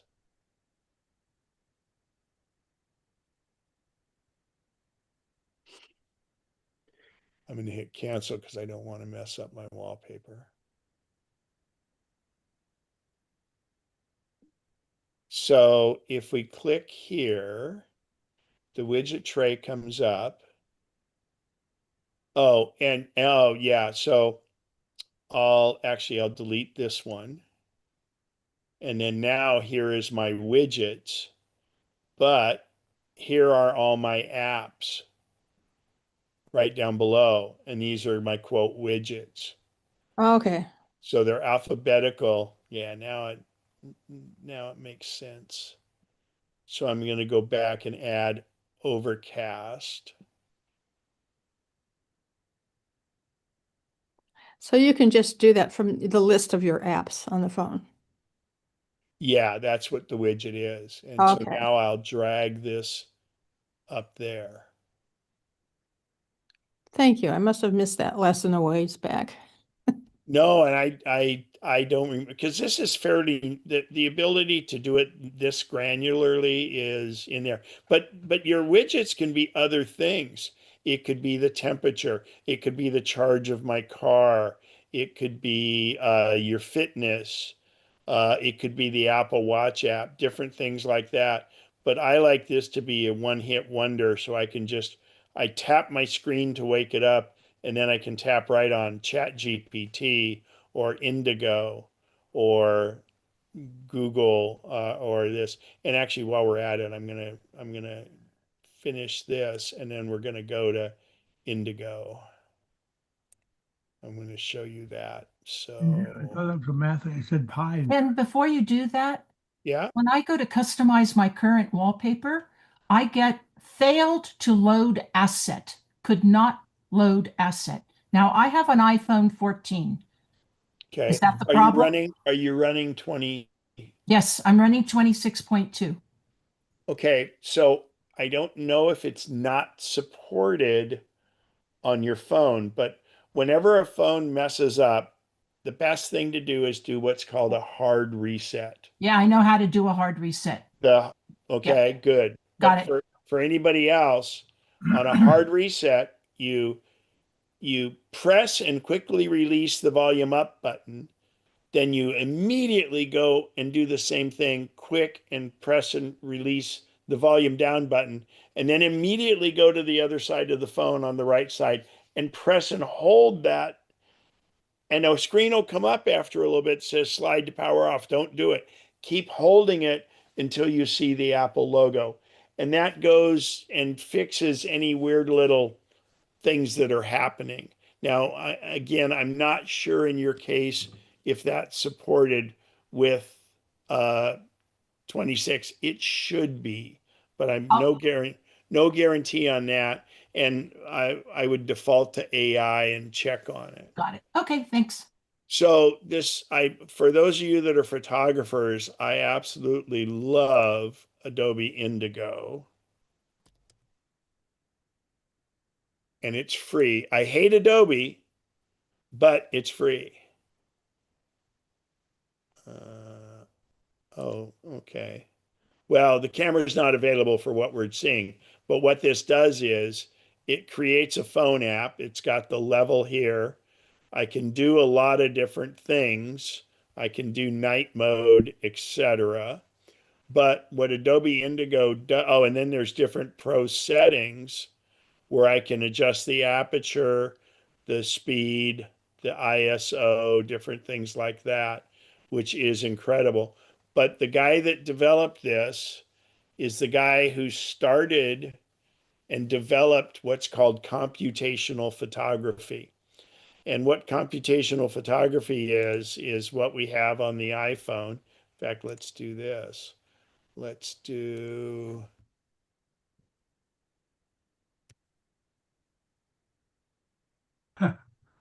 computational.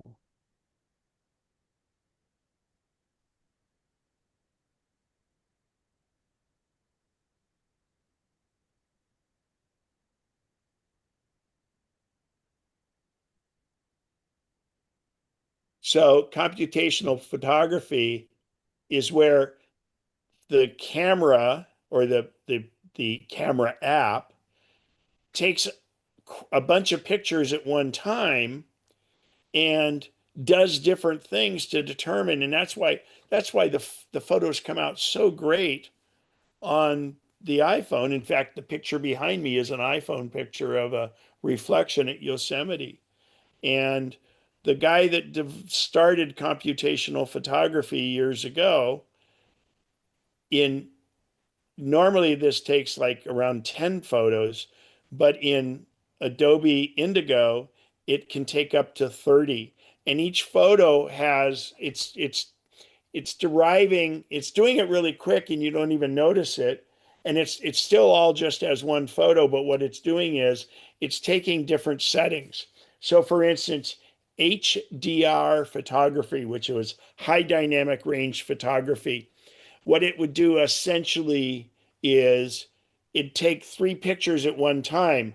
One picture is capturing all the low light situations, the very dark areas, and another photo is taking the high exposure, bright situations, and then the other photo would be in between. And so what it does is it uses the computer, that's the computational part, and will meld those together to make a phone that has much more dynamic range, which gives you, without blowing out the brights and without being too shaded on the darks, it puts it all together into one.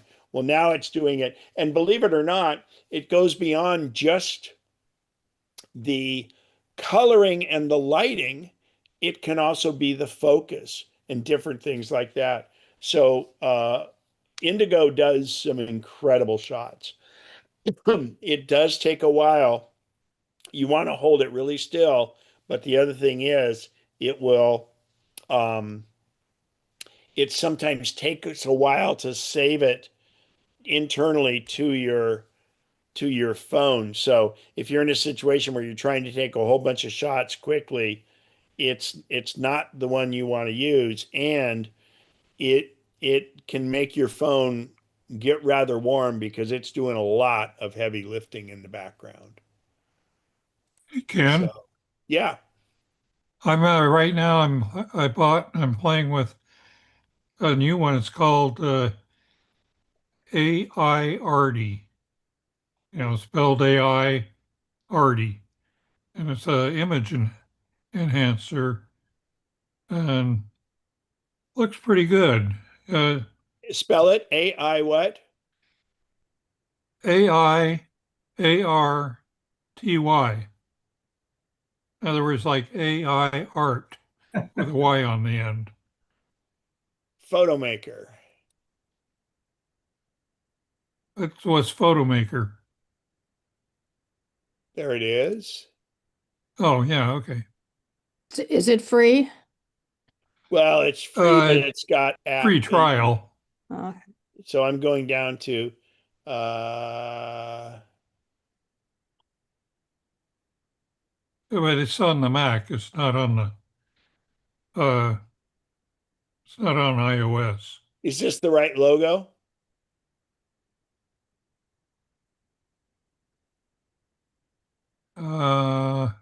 Yeah.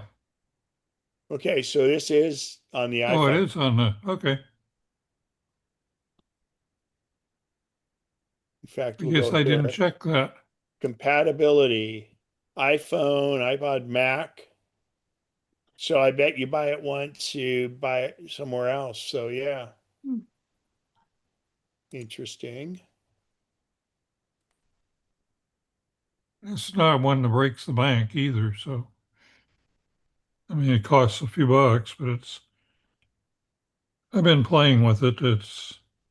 I haven't decided whether, It's for processing it after you take the photo, right? yeah. Yeah. So Adobe, I should have pointed that out. Adobe Indigo is actually a different camera app. So you're taking the picture with Adobe Indigo and then it saves it to your photo library. There's another one called Halide. There's another one called Camera Plus 2, which are pretty good. But this is what Bob's talking here is when you go to edit the programs, or excuse me, you edit the photos once they're in your photo library. Man, I got the hiccups. So interesting. All right.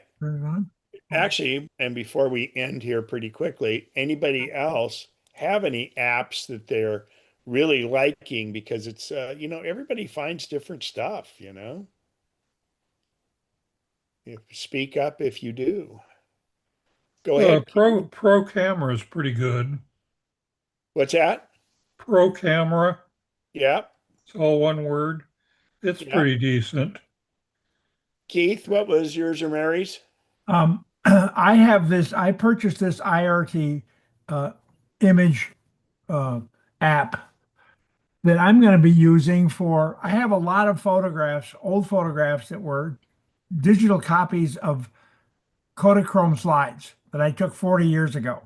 Right. And they don't come out very well looking on a new computer system. So I'm going to use this to improve these old digital copies of Kodachrome slides.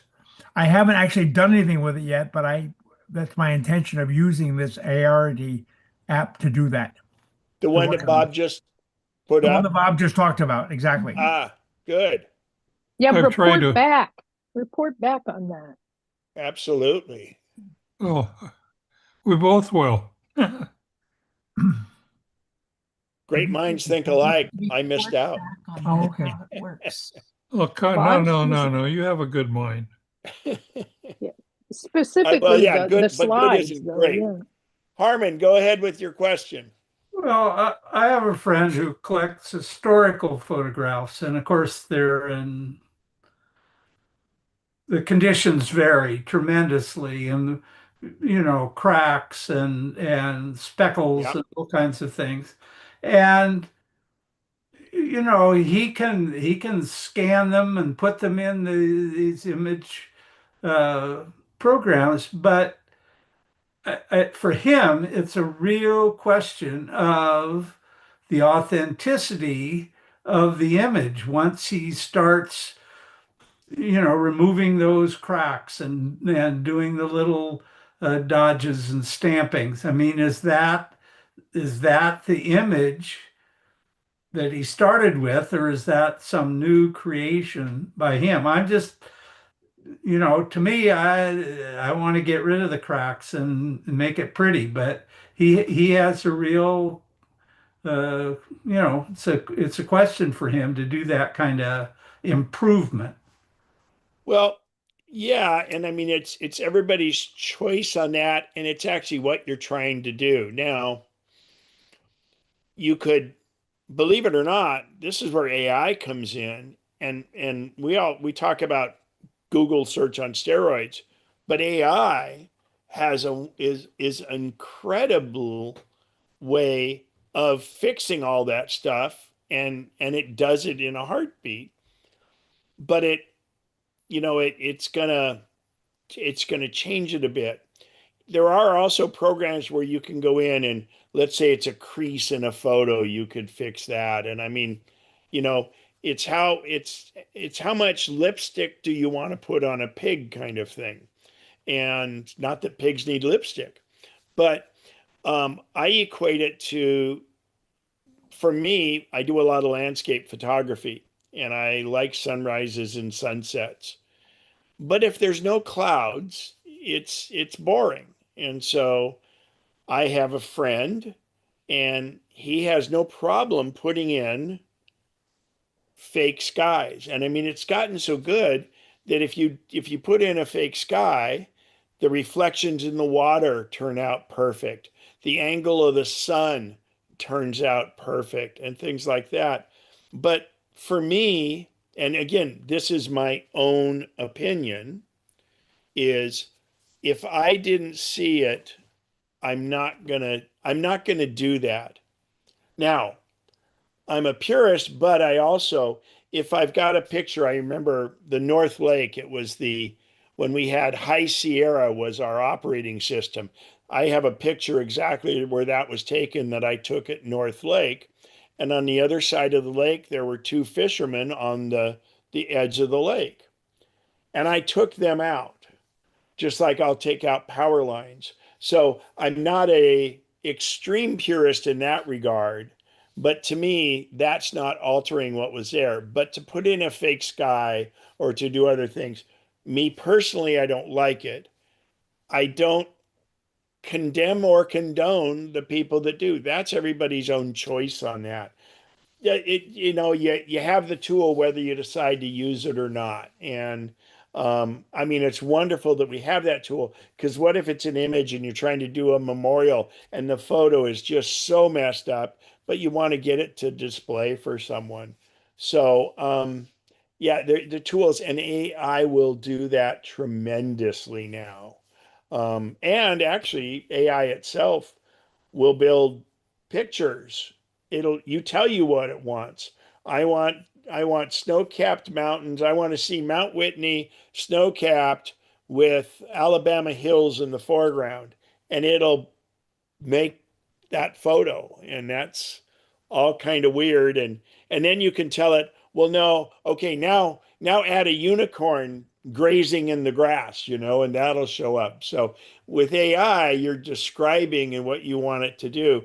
And if I was making my money with photography, or if I was doing ads these days, I'd be worried about that stuff because it can take over. But I'm, it's I I learn a lot from YouTube channels, and there's now a lot of YouTube channels where AI is reading the script, so you don't even have the person in front of it, and it's generating all this behind the scenes, and I that gets a little old, and I don't know. It's interesting times, and it's like anything else.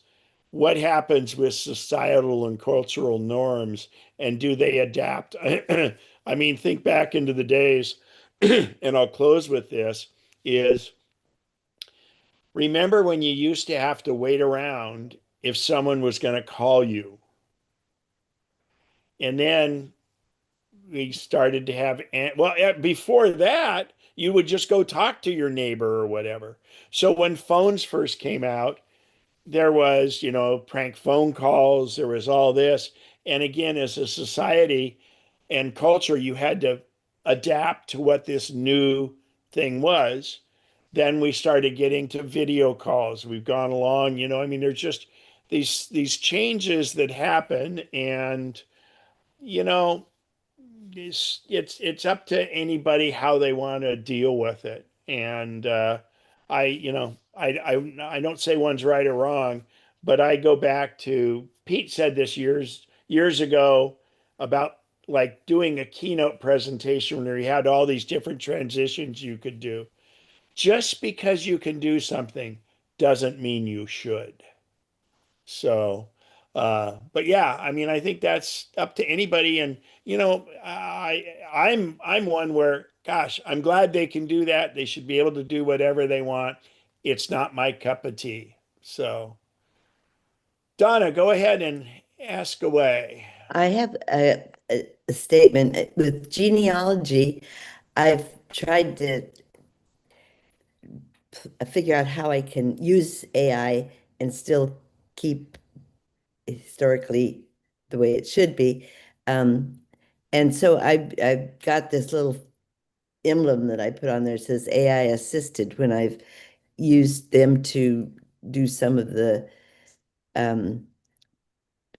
translating and commenting suggestions. And so I wonder, is there any way that photographers could do that to let people know that indeed they've had AI assist and it's not their original work? Yeah, uh, there's a great example. A photographer that I follow, he's not he in the winter or in the summer he's up in Alaska, and he does all kinds of, but he also does fishing tours and everything. But he lives in Reno or Lake Tahoe the rest of the time, and he does incredible photos. And he posted a photo. Actually, I'll see if I can bring it up because it's an incredible photo. Let's see here. Abe Blair. Oops, I don't want to do that.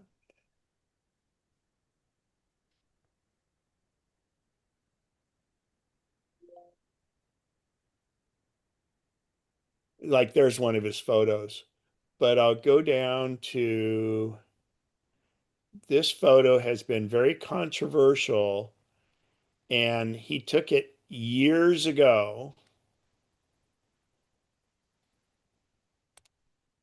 I mean, this photo, there's so much going on here. And he slept up there for like 4 days, and he'd hiked. You have to hike to get there, and he did to get the angles right, and then it just it was amazing. And everybody keeps saying it's AI. Well, usually on like Milky Way photos, you can tell because you know which way it's supposed to go and things like that. But and this is not a fake sky. It may be what's called a composite. I can't remember if he did or not.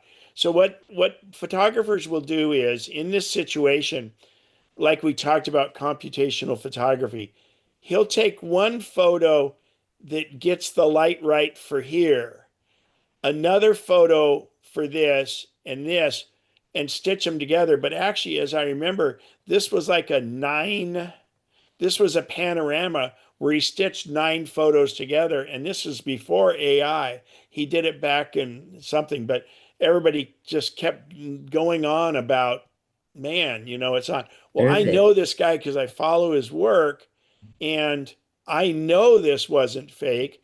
And he even put a thing on there, and just people were beating him up online. And he said the whole thing about, yeah, it took me 4 years to do this. So I put back when I forwarded this to my friends on Facebook, I said, look, this looks like AI. It's not AI. And anybody can go up there and spend the time getting this set, but to have the luck of having not a perfectly blue sky with this sunset happening or sunrise, it might be here because yeah, it's just, but what an amazing photo. And I mean, I love Yosemite, and you know it's yeah, I appreciate that you say AI because of your research and things like that. But I think one thing is when you look at AI, if I went out and I said, well, give me the history of this family and you load all this information, AI might draw some conclusions. But when I go to, in fact, let's go to Grok and let's just look at something so we can see. So so it's an app on the phone, but we can do it here. I'm going to say,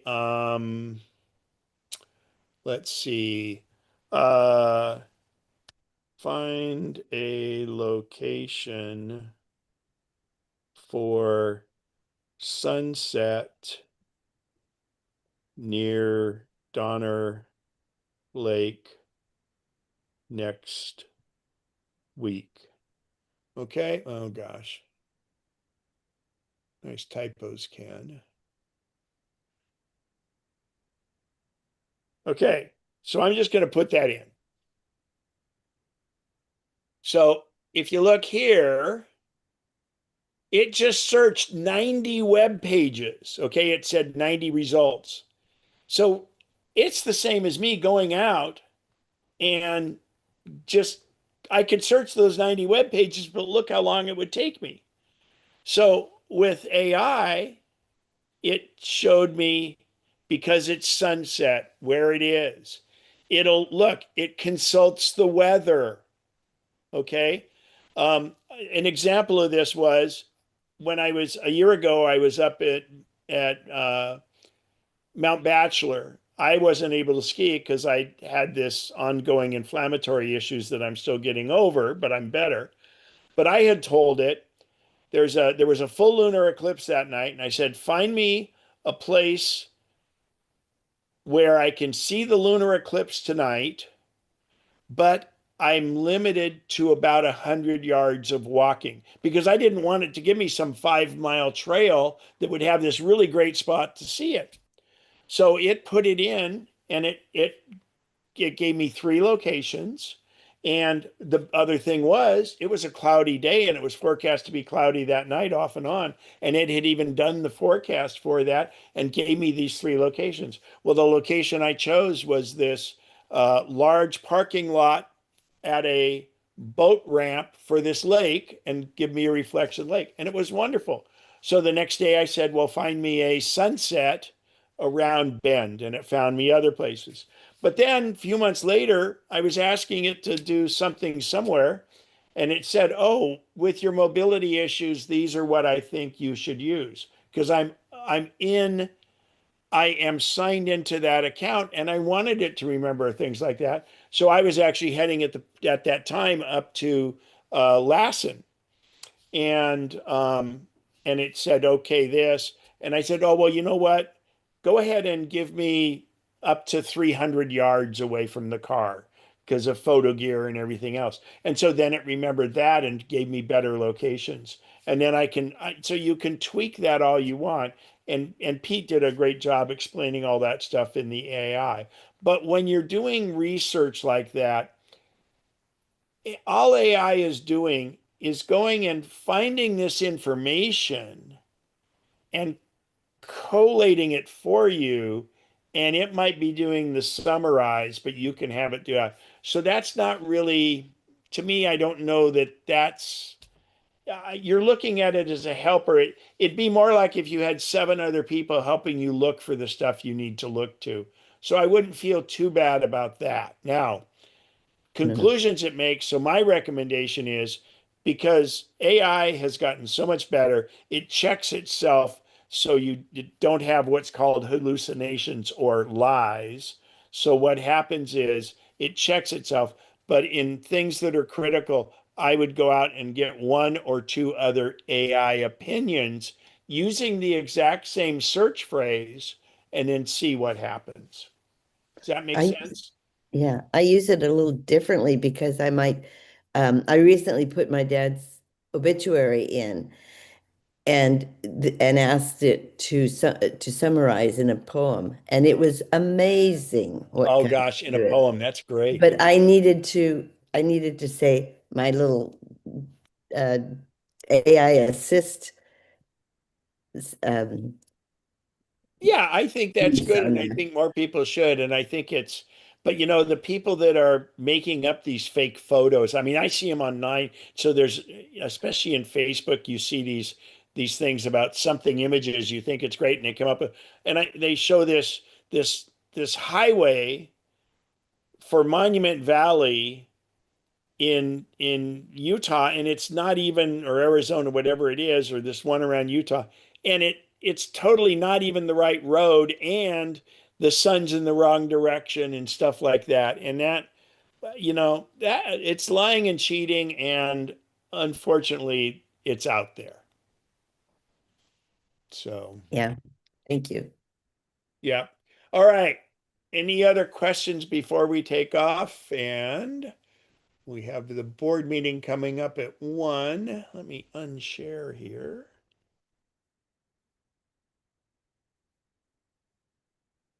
Good job, everybody. Have a good one. Oh, and Yosemite, if you're interested, I don't know that it's going to be a good year. I have a room reserved, and tomorrow I have to decide if I'm going to cancel it or not down in Yosemite, because I don't know that the waterfall is going to flow very well.